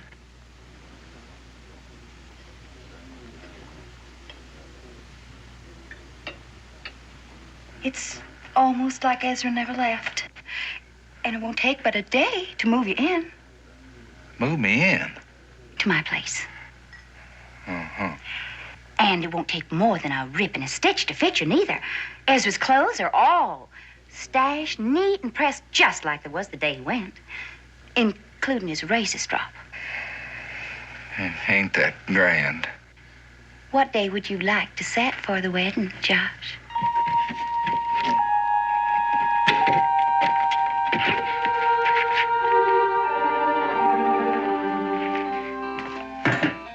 There is your tea.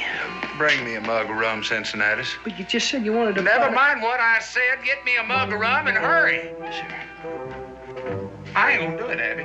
I'd be some kind of a skunk, which I ain't sunk to yet, if I tried to pass myself off as a likely candidate for a replacement for old Ezra Spoon. Here's your rum. Now, is that any way for a natural-born mother to act?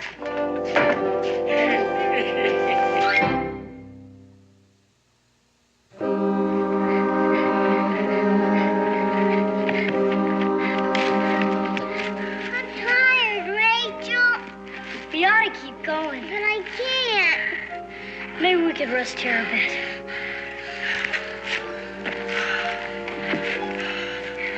I wish Ezra was here. Well, he ain't. Seems like you took to him mighty fast. At least if he was here, we wouldn't be lost. Who says we're lost? You ever been lost with me before? Maybe you know your way around streets, but this is different. I can still take care of you, streets or no streets. You're mad because Ezra's smarter than you. I ain't not. You are too. I didn't mean that. And why does it hurt? My hand just slipped. You're mean, Rachel. Go ahead, call me names. I had it coming. Then hit me if you want. Real hard? Hard as you want.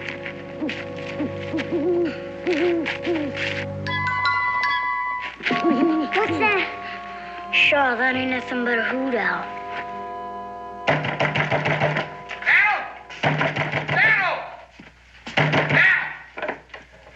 Have you you seen Rachel and Billy? Not since this morning. They've done it. They've up and run off. Run off? Well, now, hold on, Josh. Have you got any hard reason for thinking that? Yeah, Rachel. She just never did take to me. Oh, Josh. Now, did you look at the compound? You know how kids like to... I think he's right. I didn't think much of it when she was asking me, but she kept on wanting to know the quickest way to the high road. Well, what'd you tell her? Through Shawnee country. I didn't think that Oh, it ain't your fault. It's my fault, Israel. We'll find him.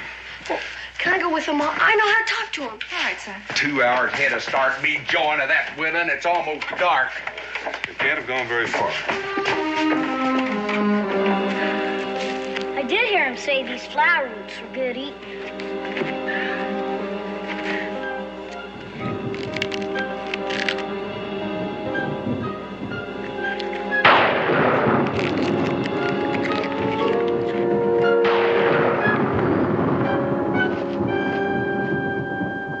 Come on, we gotta find us some shelter.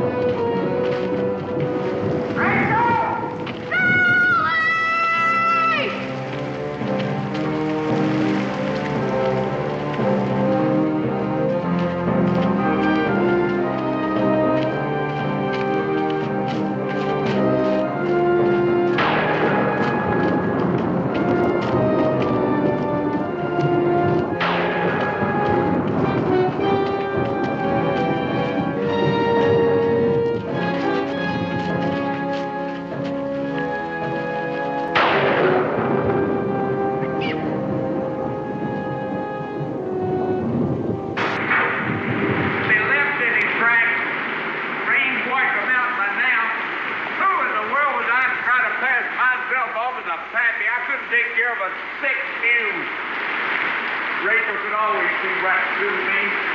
That was the Charlie ain't got a panther head, that's the thing. Oh, stop beating yourself, Josh. I know where I'm waiting. Hope you're gonna keep moving. The other boys are gonna stay behind. Sure. Let's try to spot a spot. Even I didn't know. What's the use of running away if you don't expect to be found? Rachel! Hey, Billy! Hey. What is it? Looks like they had some supper. I knew it. When you're hungry, you gotta stick close to the creek, and that's just what she done. Come on.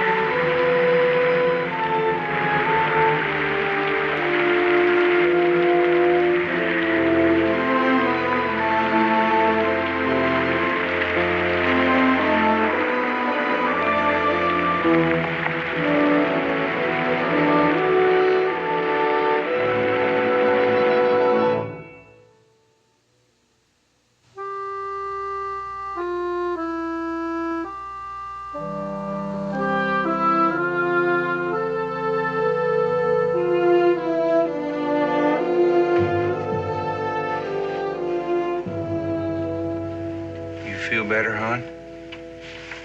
Where's Billy? I gotta look after him. No, it's you that needs looking after this time, Rachel. You saying I'm sick? Well, you got yourself a pretty good chill. I ain't never been sick a day in my life. Now you tell me where. You look funny in that. Israel said you done real good in the woods. You think I wouldn't? Come here. Get over there, big man. There. You get scared flying around. Me too. You, mister? Yeah, real scared. Scared enough to want to marry up with that lady? The widow Spoon? Is that the reason you run off? We didn't want you to marry up just because of Billy and me. Now, don't you think I got enough trouble with one woman around the house? Never knew it felt so good to be sick. You've been too busy being a mama. I don't want to be a mom anymore. Just your little girl.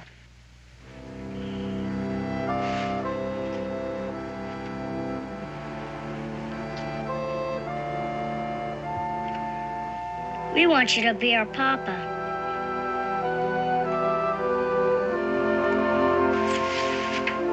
Good night, Papa.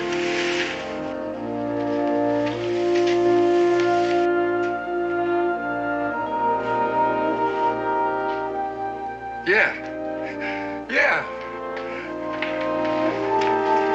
Did you hear what she called me? She called me Pop. Well, what else would you call someone who's keeping a family together? Uh-huh.